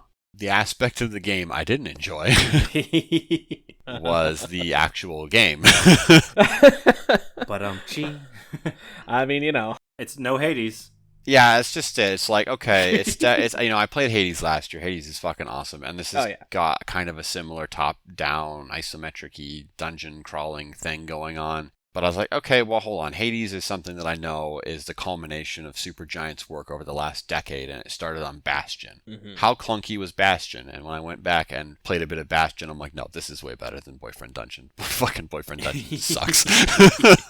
I found the combat to be very stiff and very clunky. The fact that you can just like mash light attacks through projectiles, I was also kind of like, there's literally no reason to dodge in this. Yeah. Just keep mashing the attack button and then dodge out of the way of enemies you can't stagger, which is like the mini bosses and the bosses, and that's it. Yeah. I'm totally with you, Frosty. I couldn't play Boyfriend Dungeon without comparing it to Hades. And I know that to some degree that's not fair, because... Yeah, it's really not.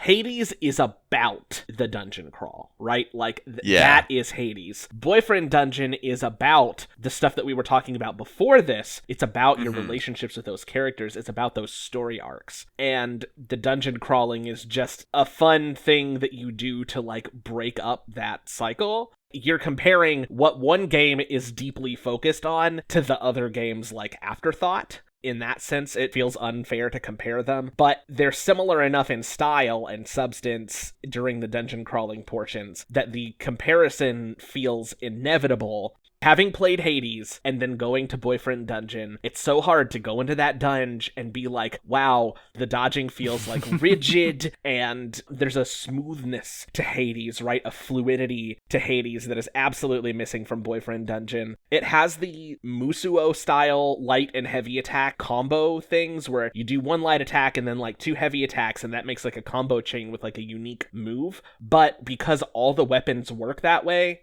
the weapons don't feel as differentiated as the weapons in Hades that are all unique mechanically and challenge you to play differently when you're using each of them. There's a little bit of that in Boyfriend Dungeon, but it's not nearly as complex, and you can realistically just mash combos through all the battles. Valeria can be used 5 times in a row, but because every other weapon is just a 3-hit weapon combo, I just kept using like 1, 2, 3 and then dodging with her. Yeah. Is there any material advantage to using the 4th and 5th staff? No, not really. So it's like, okay, I'll just do 1, 2, 3 and then dodge. That's what my hands are used to doing it with everything else.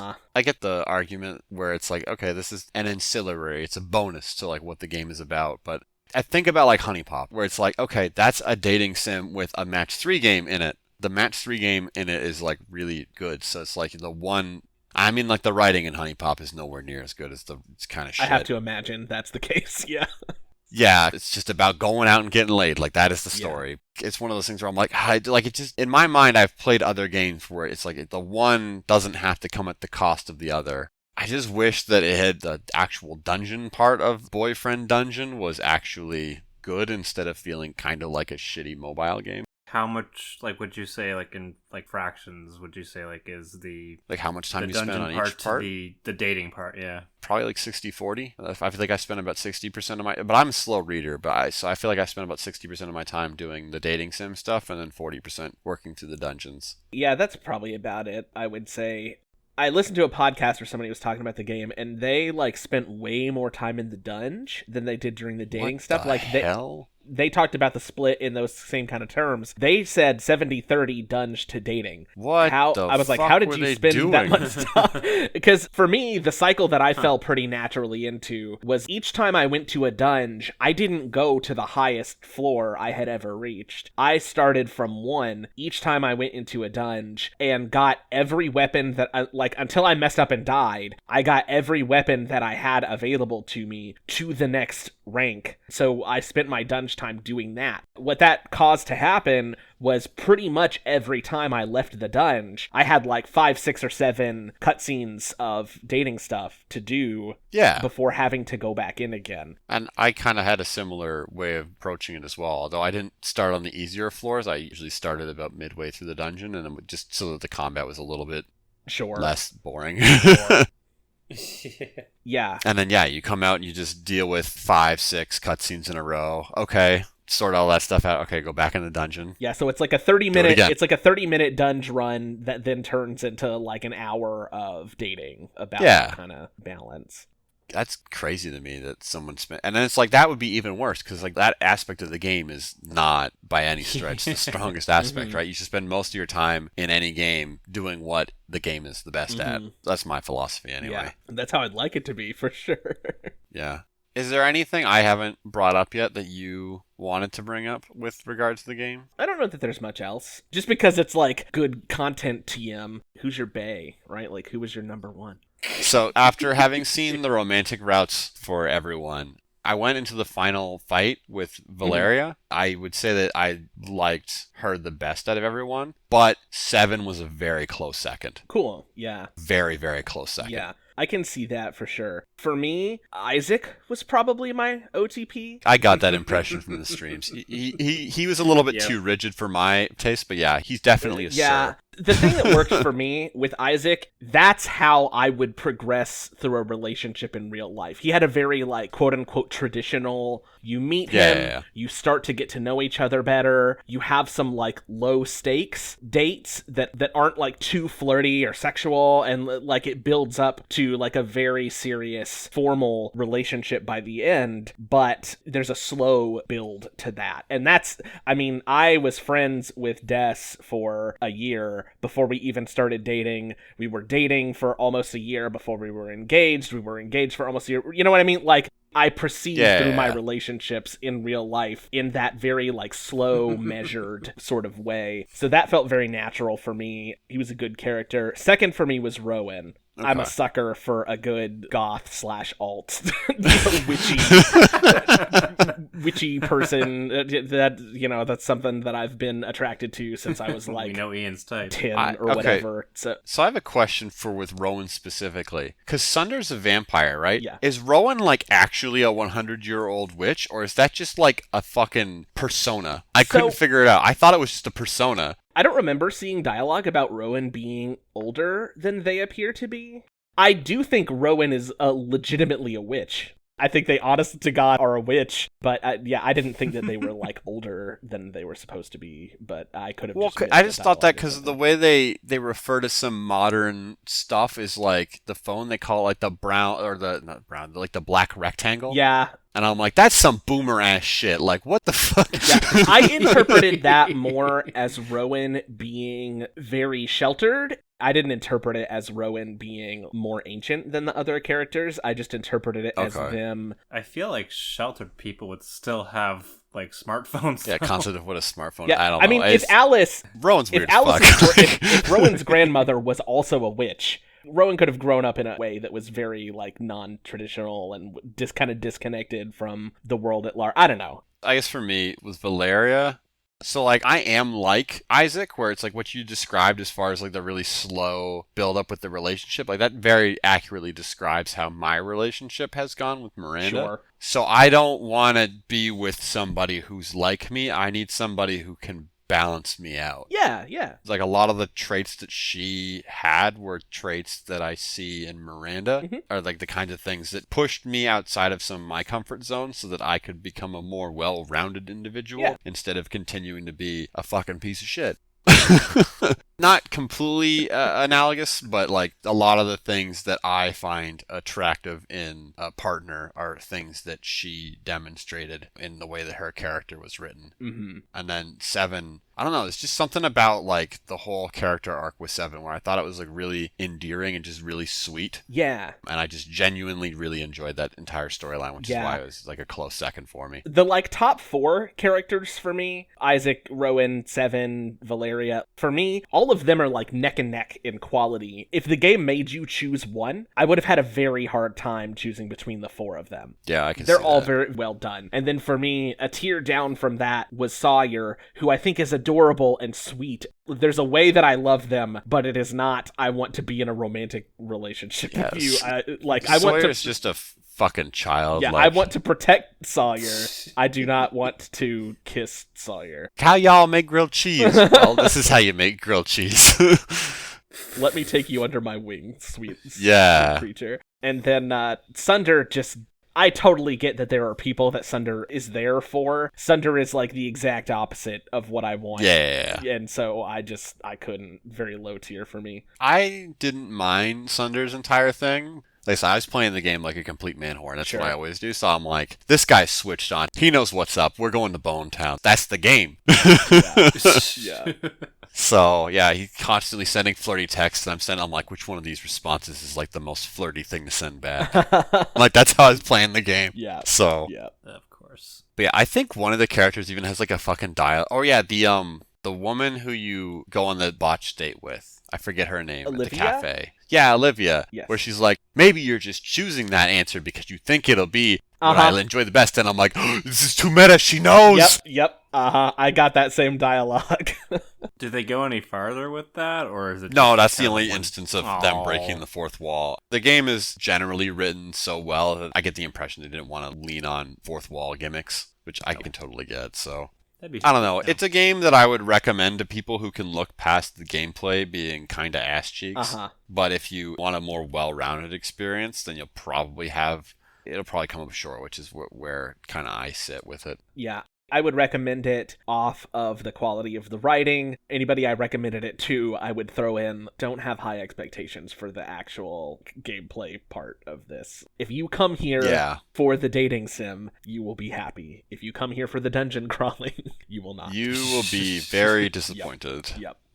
Yeah. That was a pretty well-rounded discussion. I enjoyed that. I'm glad I got to bring you on to the podcast for that alone. Yeah.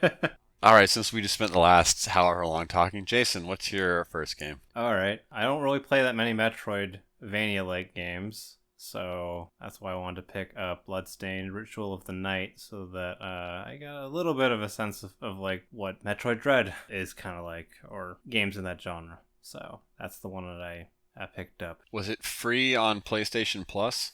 No, you paid money for that?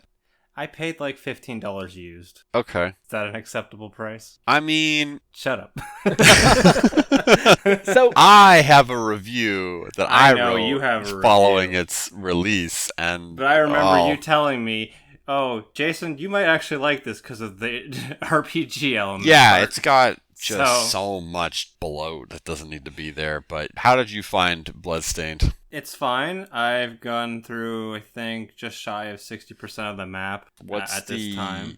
Last boss you fought? Oh, I did beat the final boss. Oh, okay. But then I got the game over screen because I wasn't on the true path, which that kind of pissed me off. There's a true ending. I've read about it. You gotta be an existing Castlevania fan, specifically an existing Symphony of the Night fan, to understand what you need to do to actually get it. I just fucking looked it up and was like, this is stupid. Why is it this? And then someone's like, cause it's an homage to Symphony of the Night. And I'm like, that's even stupider. Yeah, I agree with that sentiment, because I'm like, what? Where do I need to go? I was on the right path. I beat like this dragon blocking the path. I went up and I didn't even know I was going to the final boss. He's just there, and I'm just like, okay, I guess I'll beat you now. Yeah. Had a good character who had like a really strong sword skill. Like I had a bunch of the upgraded shards, which I don't mind that component, but the fact that it's so RNG focused, it really pisses me off. Yeah. I'm trying to get like because I'm probably gonna go for the platinum for this. Maybe we'll see. Oh. God. But the shards, I haven't gotten the first one from like the blobby enemy at the beginning. I'm forgetting its name because that doesn't matter. They're all demons, but I've probably killed like 100 of them and they still haven't shown up. I don't mind the leveling system. It's fine. I'm not actively grinding out anything. So, just so people aren't, like, who haven't read the review, You're don't gonna know why You're going to defend your position. Yeah, I'm going to just defend my stance here for just half a second. The reason why I don't like having RPG elements in Metroidvania-style games is it's unclear whether I beat a boss because I have leveled up a bunch or because of my own skill. And That's on top fair. of that, 90% of the time I run through Metroidvania games, I platform. In Hollow Knight, I didn't actually kill most of the enemies in Hollow Knight. I just platformed over them. I just avoid most of the fights. So having to stop and actually kill all of the enemies before I can move on is such a pain in the ass. And you have to do that because it's like, well, if I don't do it, then I'm going to be underleveled when I get to the boss, and then the boss is going to destroy me because the boss will be able to kill me in like one hit. Yeah, I mean, I don't mind the fact that there's like the pickup upgrades for your health and stuff. Like, I don't mind that component. I think that's great for exploration. But yeah, the leveling up, I can see that being a problem. Well, and then like one of the things that I thought was pretty funny is, so there's an achievement for getting your character to level 50. I don't have that achievement. I finished the true ending without that achievement. Right. And most people were like, how? And I'm like, because I'm not bad at games. It's pretty straightforward so far. Yeah. I only died to the, oh, actually, I beat the vampire lady. The one that's like soaks She up all the blood. has the most useless power-up in the entire game. It's really used is. in one spot, and that's it. And she might as well have just given you a fucking key. Pretty much, yeah. I mean, you can soak up the blood of the enemies to get health, but like I've tried, and that's not really that useful. No, it's really not.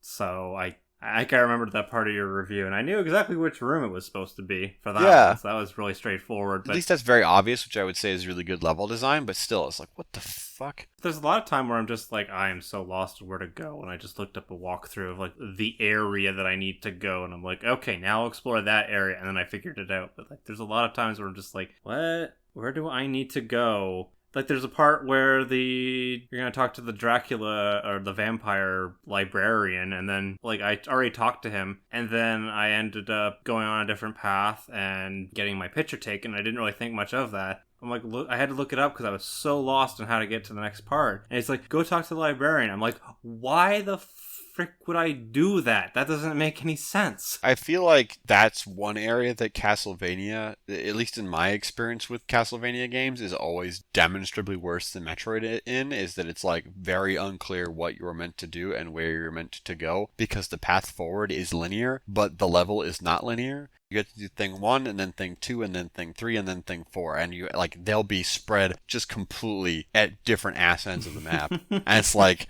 figuring out where you're supposed to go and when. There's just like a bunch of time spent doing needless backtracking, which I guess is why they have like the RPG system in there, because it's like, oh, at least you're leveling up, so you're doing something while you're, exploring in the wrong direction. Maybe that's part of the reason you didn't get to level 50 is because... Yeah, because I actually I've played enough of these games that I was able to figure out where I was supposed to go most of the time. I was thinking more in the terms of you just gave up at one point. For the final ending, I just looked up what I needed to do, because I was like, what the hell do I even need to do? It's like, oh, you got to attack the moon. Fucking what?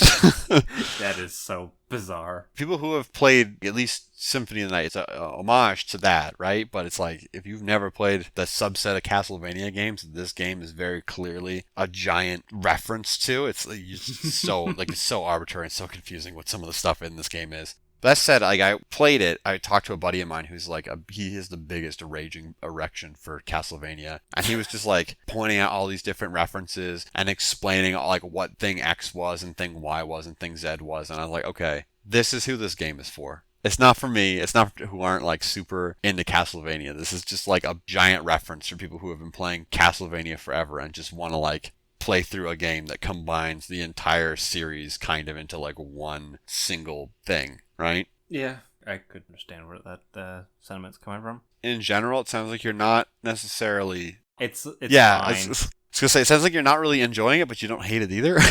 Once I know like the path that I'm going on, it's fine. Seeing the new abilities every so often is interesting. I don't mind the familiar mechanic where you get like an extra buddy. Essentially, I have the sword and just keep saying like, "Brr, die." Yeah, the sword's good shit. Yeah, I figured that the floating sword that would just attack enemies for me would be pretty cool. Best part is when it's already primed, when the boss is just like introducing itself and the sword's in the background, just like getting ready to smack the person. I wish there was a bug where it was just like, it just kept smacking them, but if you didn't continue this cutscene, you just kept lowering their health. That would be hilarious. Just walk out the room and just be like, come back in like 10 minutes and it's just dead. Start the fight. It's got like 1 health left. Yeah. I mean, to be fair, while I did give the game like an overwhelmingly negative review, I would say that it was still like, it's fine. It is. It's fine. Of the big 3 Kickstarters that went on at the same time, it was the one that definitely... It delivered on what it was supposed to do. Yeah, it's like, you want a Castlevania game? Here's a Castlevania game. Yep. Instead of Mega Man Mighty Number 9, where it's like, I don't want to just make Mega Man again, and that's all people wanted, or Ukulele, where I think they did make Banjo-Kazooie, it's just that they made Banjo-Kazooie from 20 years ago instead of Banjo-Kazooie with any of the game design that's been learned over the last 20 years, which is kind of what A Hat in Time is. I played that one, and it's very clunky. Yeah, but so is Banjo if you go back and play it. No, I know, that's what I'm agreeing with you on. Yeah. They're both clunky as hell. Nothing was learned. It doesn't have to be this way, guys. You can still have the theme of the experience, but just have it with modern gameplay. Just clean up the controls a little bit and make it smooth as hell. A Hat in Time. The game is great. Go play it. Anyway, that's all I'll say on Bloodstained. I might finish the rest of it. I don't know yet. Okay. Ian, Want to hit us with your game number 2? Sure. So my second game is Nintendo. You know that online service that we were roasting for like half an hour earlier? How dare you? Yep. Blasphemy. Occasionally, and when I say occasionally, I mean like maybe twice a year, there is a game that you can access temporarily for free for a period of maybe like 1 week to try it out and see if it's a game that you are interested in. And usually during that time frame and for a little bit after, it's on sale. So you can try it out for free. If you like it, you go ahead and pick up the full version at a discount. It's called a game trial, and the game trial for this, it was Story of Seasons, Pioneers of Olive Town, which is a new entry. What? Just when I saw you playing it, I'm like, I can't believe Ian paid money for this shit. This makes so much more sense now. You were playing a free trial. I was playing a free trial of Story of Seasons, Pioneers of Olive Town. Oh, yeah. Okay. Steve is relieved now. No, I just did my brain finally. It's like, oh, that does make sense now. Well, I don't know if Ian knows, but I think both of our partners played, like Steve and I. Our partners oh, yeah. played, Miranda fucking plays farming Town. games and Minecraft. Like, those are the two biggest things she spends time on. It's wild. And my wife got to year 1 or 2 in Story of Seasons. Yeah, the newest one, Miranda got through like the first year and was like, wow, this is garbage.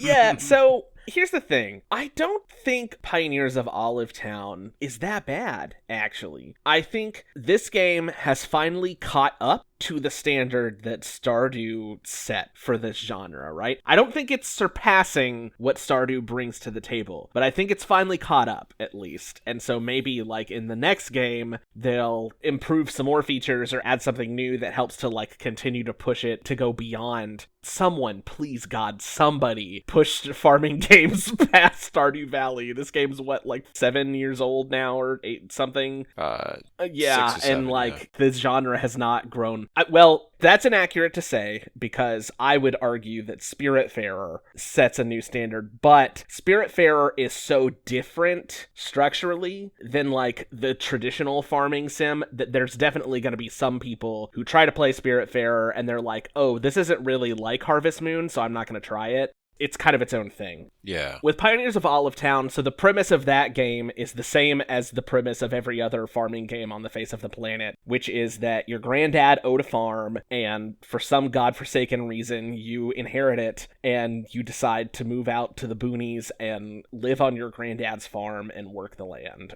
Specifically with Olive Town, your jam is that, like, this is a port town. Normally these games are set in a town that's embracing its quaintness and its ruralness. Olive Town is more boats full of people can come here and tour this town if we make the town attractive to tourists. So the idea is that you are trying to build up Olive Town into an attractive tourist destination, and you mainly do that with the same mechanics that you have always done that with. You can plant crops on your farm and grow them. You can have buildings that hold animals, and you can feed those animals fodder, and they make animal products. You chop down trees, and you mine ore. One mechanic that this adds is rain makes puddles on your land that just like takes up space and makes it look bad, and you get a bucket to like scoop up the puddles. When you scoop up a puddle with your bucket, it leaves behind clay, and sometimes it leaves behind like little pieces of a fossil or something, right? And there's like little treasures or collectibles that you can find by keeping the puddles off of your land. And then the clay is like a new crafting resource, right? So this game has Stardew-style crafting, where as long as you have the materials that you need to make an item, you just open the main menu, go to the crafting part of the menu, and then make stuff. And a big part of it is there's a ton of makers. There's a maker for turning your milk into yogurt. There's a maker for turning your eggs into mayonnaise. There's a maker for turning your ore into ingots, chunks of chopped wood into processed lumber, right? And there's makers for like all of this stuff. And so you spend most of your time trimming and maintaining your land so that you have enough space to lay out crops and farm and take care of those crops and to like have grass to feed your animals and stuff. And then the materials that you get both from farming, from raising the animals, from clearing the land, all of those materials are used to make things that you can then sell for money, give to people as presents, or you can donate them to the town center to help expand the tourist prospects for the town. Nothing groundbreaking in terms of what the game is doing. The crafting, though, is a nice addition. Again, it pushes it one more step towards what Stardew's doing in terms of being able to craft more useful devices to use. The crafting is used to address a lot of the stuff that would normally cost you money in previous games in this series, cost you materials instead. Your farm already has a coop and a barn on it. They're just kind of run down. And so you just build them back up with materials. And you don't have to pay 20,000 gold pieces or whatever to get your first barn. And there's a lot of stuff like that the game streamlines, which is something that I found myself appreciating, was the quality of life touches. You can see how close you are to, like, chopping a tree down or breaking a huge rock. It's very clearly displayed if it's going to be realistic for you to take on that project with the amount of stamina that you have left. The town is right next to your farm instead of 2, 3, 4 screens away. So it's very easy for you to, like, oh shit, I'm out of seeds, pop into town real quick, buy them, come back and get your job done without it wasting half your day. It's very reasonable for you to go into town, see what the materials of the day are that are requested at the town center or whatever, go back and get them and turn them in. That's a very quick, reasonable thing to do rather than being something that would waste like an entire in-game day, which was a problem with some of the older Story of Seasons games where town is like 5 miles from where your farm is. I appreciated how, like, smooth and streamlined a lot of the mechanics were. There were quality of life touches that just made it easier to engage with the game. If you're coming at farming sims as a person who doesn't have experience with them, this is definitely going to be more friendly to a newcomer than Stardew is, because Stardew kind of just drops you in the middle of nowhere, assumes you've played all the Harvest Moon games, and is like, go start your farm. This game walks you through that process in a much easier, smoother way, but the tutorials aren't over long either. As someone who is a veteran of this type of game, I wasn't going, oh man, it's taking me like 3 months to get the good stuff. I wasn't sitting there feeling as if I was over-tutorialized. It just kind of drops you right into the action and lets you get moving, and you play the game.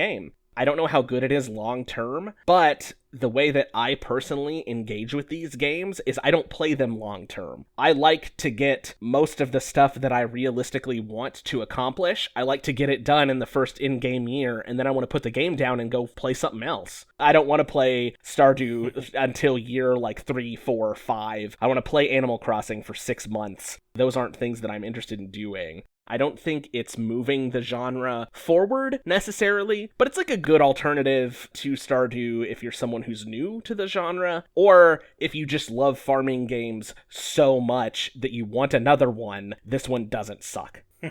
Those are my thoughts. So, how many of the makers would you say you would like built on the screen? Oh dear God. The section of my farm that was for makers was easily as big as the section of my farm that was for crops. Okay, because when my wife was playing it, it would just chug around the maker section. That's interesting. I didn't have any performance issues. Huh, maybe they fixed that. Yeah, I should say I read 1 or 2 reviews about the game, because I knew I was going to check it out, because, I mean, it was free. There was no reason not to try it. And apparently Pioneers of Olive Town released very poorly, which may be why they're doing a game trial for it, is to show people, like, hey, all that shit that was wrong with this when it first released, we've fixed all that now, and this is actually running, like, pretty well. They may be trying to give it a boost after kind of a rough launch, is what I'm guessing. Yeah, because I just remember it just looked like ass. Like it was, I think it was like 15, 20 frames. Oh, wow. It was not, it was not at least good. In my experience, I did not have that happen, and I definitely had a good, easily a dozen makers on the screen at once with stuff in each of them processing or whatever, so. Oh, just a dozen. Okay. Did your wife have way more than a dozen on the screen? Yeah. Yeah, like 50. Wow. Yeah. Okay. So that yeah, when you get to 50, that could still be a problem. I don't know. Okay. Yeah, Miranda kind of complained about the game. She is really good at optimizing the shit out of stuff. As is my wife, yeah. So, remember I bought her Rise for her birthday, and her mom got her the Harvest Moon game, or Story Seas, whatever it's called. So like her birthday was the one weekend, and I came over the next weekend, and then she was like kind of harumphy, and I'm like, what is that face? And she's like, I finished Story of Seasons, and I'm like, I didn't like it. She's like, it's kind of poo. And I'm like, wait, hold on, you finished it in like a weekend? And she's like, yeah. And I'm like, how much did you play it? And she's like, only like 20 hours. And I'm like, that's really short for this kind of game. She's like, yeah, you can finish the entire game. It like just runs out of things to give you like in the first year.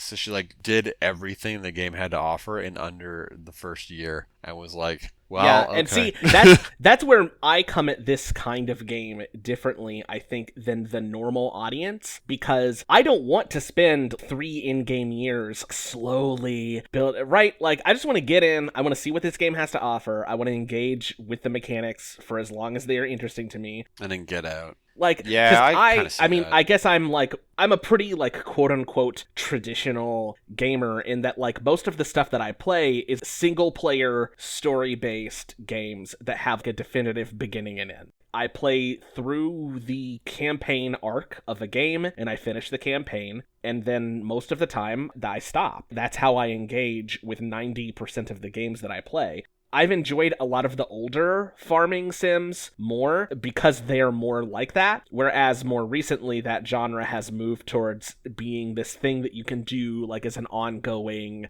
This game can last you a long time, you can just come back to it every day and visit it and kind of like slowly make your progress through. And I'm not necessarily interested in engaging with it in that way. So I think for me, Story of Seasons, this particular one at least, might hit more positively because of the kind of unique way that I engage with the genre compared to other people who may come at it from a very different sort of angle. I could see that, yeah. Mm-hmm. I don't know. At least with my stint of time playing Stardew Valley, I kind of closed out after the end of the second year. That was a point where I'm like, okay, I've kind of finished all of the major milestones in this game. I'm satisfied with where I am at in this game. So I kind of feel like that would be the optimal amount of time to have the game run for. They always do like the kind of same season day week thing, because like the first year is you learning kind of like what is the optimal thing, and then the second year is like, have I done the optimal thing, and you kind of like execute on that.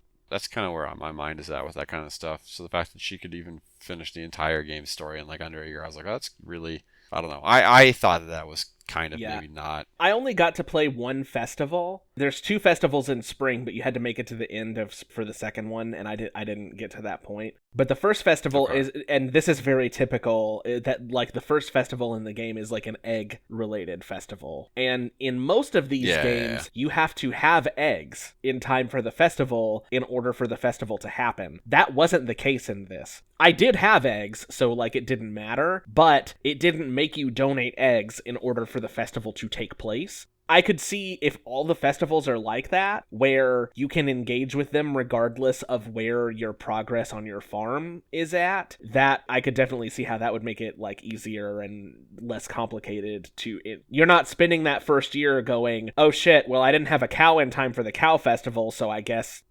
screw me, I get it, right? Like, yeah, or Stardew Valley is kind of equivalent. I don't think they have any animal festivals, but it's like, oh, I need to have like a gold or an iridian star crop for the summer festival, or I need to have a person who's at a certain relationship level for the dance, otherwise I end up being like Jet and I sit in the corner rejected by everyone. And I didn't have enough. The egg festival, the idea is that you go egg hunting with your like special person or whatever. I didn't have anybody ranked up high enough for them to want to go egg hunting with me. So the thing that happens if you don't have a big relationship at the egg festival is the kids get you. They're like, "Mister, will you come help us find all the eggs?" And so you go help the kids to win the competition. Okay, so that reminds me of the other thing that I feel like Stardew wins in, and nothing else in the genre has really caught up to it. In Stardew, the romantic options are like adults.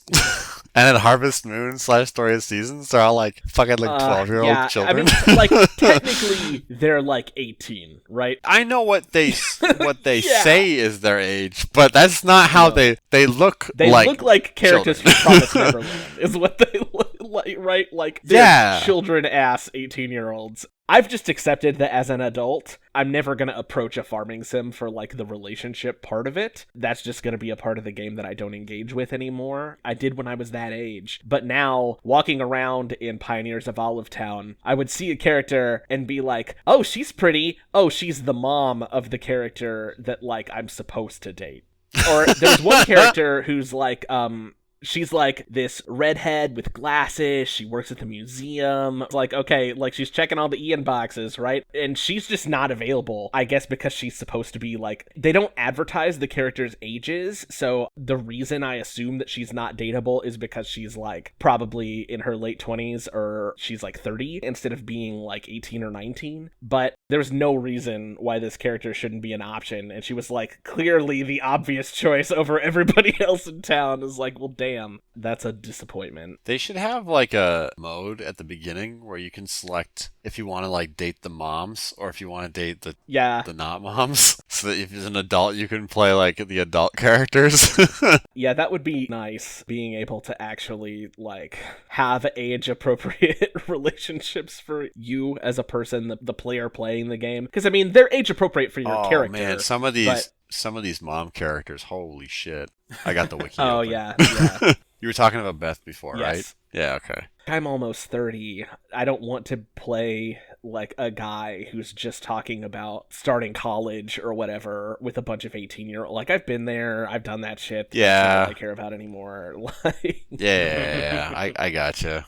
I mean, like, I engage with these elements in games because they are there to engage with, but I'm always like, I feel like I should be thrown into a fucking pit and have people just dump waste on me for doing this.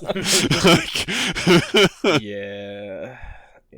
I think that's another part of the reason why Spiritfarer appeals to me so deeply. Not only for some of the other stuff that I've talked about, where it's like, I like a game with a defined story arc and a defined beginning and end. Spiritfarer has that. But the relationships are explicitly not romantic. And so platonic. Building a character's relationship isn't about building up to a marriage with them. It's about learning about their life and who they are as a person and like unpacking their regrets before they pass on, right? So like you're engaging with the characters in a very different way. And I don't have to worry about, you know, do I actually see this person as like dateable or not, right? You know, like you can just dismiss all of the weird hang-ups and things around dating and just be like, I just want to know this person as a person, and they're actually interesting people to get to know, instead of just like, the farmer only talks about eggs every single day. Like right? Like they actually have stories. Or like the maid at the inn only talks about like, oh, business is going well or whatever, right? Yeah. Like, yeah.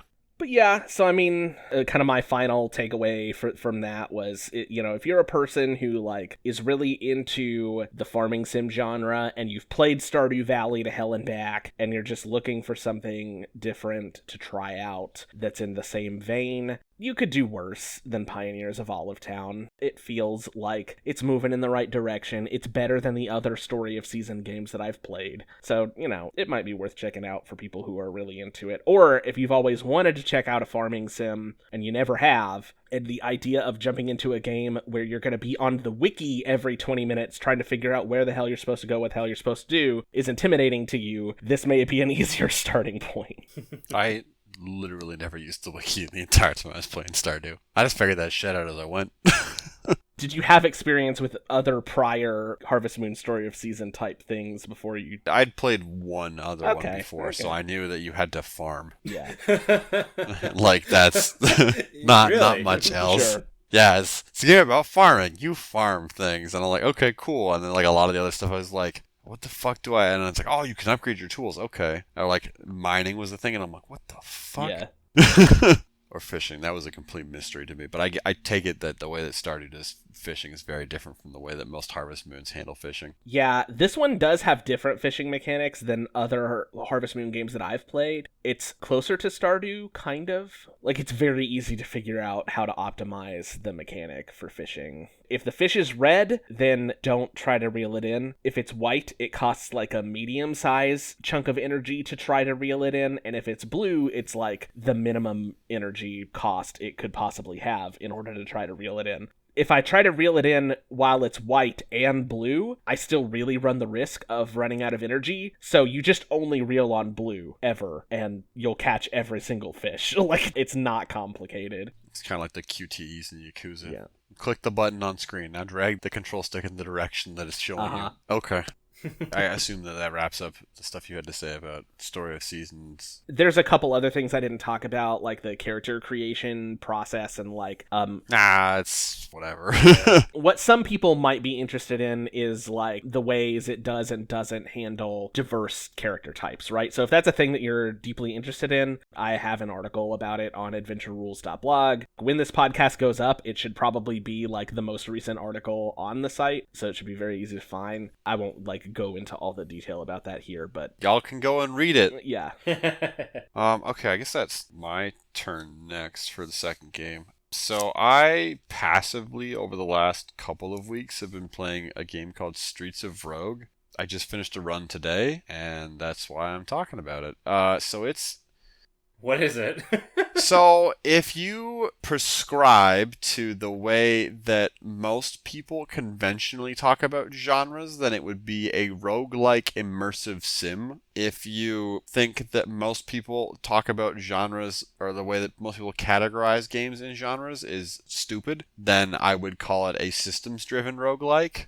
It does the same kind of thing that a lot of the immersive sims do, where many of the game's systems interact with one another. So they're constantly reacting to what you are doing, and that changes what's happening in the game very radically throughout your time in a run. In a lot of ways, it's probably not too far removed from the way that the roguelike Prey DLC works. Though this is a lot more arcadey and was made by an indie team, so it's obviously a lot lower budget. But kind of the gist is there is a tyrannical mayor who has taken over a city, and you are part of the resistance trying to overthrow the mayor. You have to get through 5 districts: the slums, the industrial district, the parks, downtown, and then uptown, and that will get you to the mayor's villa, at which point you can overthrow him personally. Each of the districts is split up into 3 zones, and then each zone you go into, you are given 2 or 3 quests that you need to complete to advance onto the next zone. How you go about doing them is entirely up to you. So I guess just as an example, you will get one of the task types is retrieve an item from person X. So you will have to go hunt down person X, and then you can get the item by intimidating them to give you the item, or you can pay them to give you the item, or you can kill them, or you can get someone else to kill them for you, or you can have them accidentally walk into an explosion and die, and then the item just happens to fall at your feet so you can pick it up, and the police won't try and murder you for killing somebody in the streets. Always good. Yeah, there's a lot of stuff like that in the game, so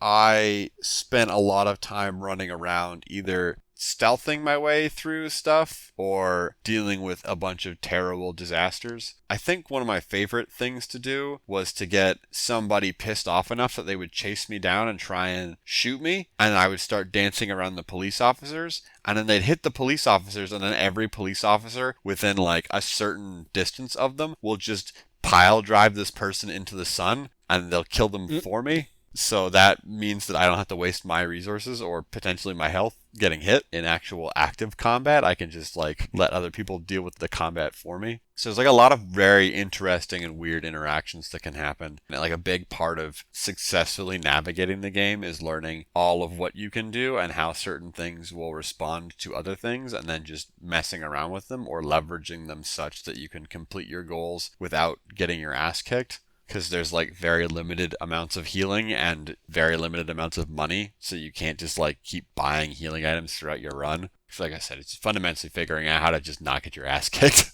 Yeah, in my completed run, I had a character who was very good at melee. I ended up having a trait that made it so they would do double damage on backstab attacks. So I mostly approached people from behind and was one-shotting them or almost one-shotting them. The only time I had a bit of trouble was in Uptown because I was playing a slum dweller. When I got to Uptown, they're like, "You don't belong here." All the police officers were just like beating the shit out of me in the streets because I was like a poor person. Oh, God. Wow, that sounds So like that's a thing, and there's like Too robot close. enforcers that would Yeah. and there's like robot enforcers running around, and if they saw me, they'd be like, "You don't belong here. Get over here so I can handcuff you and send you back to the slums, you dirty rat." Oh. Yeah, that's a little too close to home. Well, but like, and the main quest for the slum dweller is to collect enough money so they can become an upper cruster. So when you get to the mayor's villa, if you've collected enough money, you become an upper cruster. So I'd done that. So when I got to the mayor's villa, they let me walk right in because I was an upper cruster. Only the upper crusters are allowed in the mayor's villa. But if I hadn't done that, I would have had to figure out some way to fucking like bojangle my way into the fucking... And then like everyone would have just started trying to kill me instead of, again, like in the Uptown District, instead of having basically a free ride through the entire villa. And I was like, okay, I can freely explore things here. I have options. So what I ended up doing to take out the mayor, I could have tried to take him out democratically, but across my entire run, I'd basically been murdering the shit out of everyone, so I wasn't very popular. I didn't figure I'd win an election. So instead of that, I'm like, well, let's just do this the old-fashioned way. What do we do when we want to get rid of the leader? We kill him and we take his hat. But of course. He was throwing like a crazy-ass pool party, and he was surrounded by a bunch of police officers. So I'm like, all right, I will lose this fight 100% if I just like walk in and try and do this guns blazing. So I tested a few different things. None of them really worked out. And I'm like, all right, a direct confrontation is the only way I can handle this. There's no way I can booger my way through this. I walked into the room. I had a pill that would allow me to score nothing but critical hits for the next 20 seconds. So I ate that pill. I took a gun that I had from the previous floor that I stole from one of the cops I had to murder because they were not leaving me alone. And I had previously filled up the ammo for it because the guns that those cops have are like semi-automatic machine guns. So I popped this pill, I just clicked the button for fire and just aimed in the general direction of all the police officers. I had no idea what I was shooting at. In the aftermath of it, the mayor escaped with a sliver of health. His entire entourage was dead in the pool. And I was like, shit, I didn't kill the one person I was trying to kill. He ran out in the streets. They were all naked in the pool. He's running around butt naked in the streets, and I was chasing him around, and I killed him by whipping a banana peel at him, and he slipped on the banana peel and fell, and then he died. What a way to go. And then I stole his hat. A bunch of police officers saw what I had done, and they started chasing me down. But I ran with his hat to the podium that the mayor speaks at, and I was like, I have overthrown the mayor. I am the new mayor. And the police are like, yeah, this checks out. And then the credits rolled, so I won the run. Like how I killed the mayor there is like very in line with what the rest of my experience with the game was like in that particular run. I had one random event pop up in the park where poisonous slime was slowly filling up the level, and the last objective I had was to kill a bunch of cannibals who were running around in this maze. I just kind of like, I don't want to deal with the cannibals. Like, they always have like really strong weapons. They're always super aggro. I just don't want to deal with them. But I saw like the poison slime was catching up to me, and I'm like, if I just wait by the exit, the slime will infiltrate this maze and it'll just kill them for me. So I just waited by the exit, and like 30 seconds later is like, yeah, your mission's complete. Here's your reward. And I'm like, all right, cool. Luigi wins by doing nothing. Or one of the events is like a killer robot will chase you down. I made this killer robot just like kill everyone for me. It was hilarious. He kept like firing these missiles at me. I just kept juking them and then having them hit whatever my intended target was. So I ended up like murdering half the people on the floor. But it didn't count as me killing them because the robot actually was the one doing all the work. Or like I found a cyanide pill at one point, and I'm like, if I eat this, I die. But I put it into like an air filtration system for a building I wanted to infiltrate, and it just killed everyone in the building for me. And then I was able to go in after the air stopped having cyanide in it, and I was able to clear it out of all the loot and the objective I needed to get from it. I don't think there's a lot of routes for pacifism in this game, but there's like a lot of very weird ways that you can go about indirectly dealing with people so that you can finish all of your objectives without just getting blasted to death. It's a really neat game. It's very fun if you like system-driven type stuff. Probably not the best roguelike I've ever played, but I've enjoyed dicking around with it for the amount of time I've spent with it, so it's alright. The setting definitely sounds quirky and interesting with all the... For as much as it's like the police brutality for some of the later areas, but it's like if you play a character, because you don't have to play a slum dweller, but depending on your character class, if you play like a rich person, then you'll have like a harder time in the slums, but when you get to like the richer areas of town, then people will be like, they'll not immediately look down on you and you won't have as much trouble with like the police and stuff. Instead of starting off easier and getting harder the further you get, it's like, okay, it starts harder and then it gets easier the further you get. Or you can just play as a gorilla and run around just punching everyone to death. That is totally a thing you can do. There's a gorilla class. I haven't played it yet. So yeah, I don't know. If anything I have said there appeals to you and you see it at like a low enough price, maybe pick it up. It's got a couple of hours of some genuinely funny arcadey type fun as far as blowing things up. And like once you figure out how some of the different systems interact with one another, it's like you feel like a fucking genius when you just don't do anything but then like complete the objectives that you're trying to work towards by just manipulating how the different systems in the game work and leveraging that to your advantage. Anyway, I think that really wraps it up. So thank you all for joining us this special episode of the Frosty Canucks podcast with Ian from Adventure Rules. Woo! Thank you. Yes, thank you for coming on the show, Ian. Good to get to talk through all the craziness with the direct. This is an interesting direct to talk about because it was like some of the announcements were like just exciting enough that there are people in the community who are like really excited about this direct. But I think it was kind of middling in terms of like some very niche fandoms are like really excited about their specific thing that's going on. But then I think broadly, this one maybe didn't have like the greatest announcements or whatever. So it was fun to kind of dig into that and see what everybody thought about it. And where can we find your stuff, Ian? You can find me writing articles at adventurerules.blog. I don't have a posting schedule. Articles go up when I have ideas that I want to write about. I've been pretty active recently, though, so there's a lot of stuff there if you want to check out. Stuff we've talked about tonight that I've already written about includes Boyfriend Dungeon, Pioneers of Olive Town, Voice of Cards, Project Triangle Strategy. These are all things that I've covered, so you can go kind of read my more detailed thoughts about any of those things. And then if you want to watch me stream, I stream on Tuesday nights and Thursday nights at 8 p.m. Eastern Daylight Time. Okay. If you're interested in following this podcast, it is available on Anchor, Stitcher, YouTube, and Spotify. Spoofy. Spoofy. And hopefully it'll be more reliable this time. Yeah, fucking Christ. You can follow myself at Javm Animation. That's JAVM Animation. I edit the podcast here, and I do some art on the side. Steve, your stuff. For my stuff, go read my blog, frostylight.ca. I write cool things on there. I want you to read them. Recently wrote a post about my time playing a charge character in Guilty Gear Strive. If that doesn't make any sense to you, you should go read the article because I explain what it is in the article. I also probably will have a post about Boyfriend Dungeon going out either before or slightly after this podcast is live, depending on when I get time to edit it. I don't really have a whole lot of time because Her Royal Majesty is going through heat, and that's time consuming. For general stuff, you can just follow me on Twitter. It's where shitposts go, and also announcements about new stuff on the blog. And I have an Instagram. I haven't been doing art recently, but when I do art, it's posted over there. If you like the art that I do, follow me on there. All right. Thanks, Ian, for coming. Thanks for having me. And everyone stay frosty.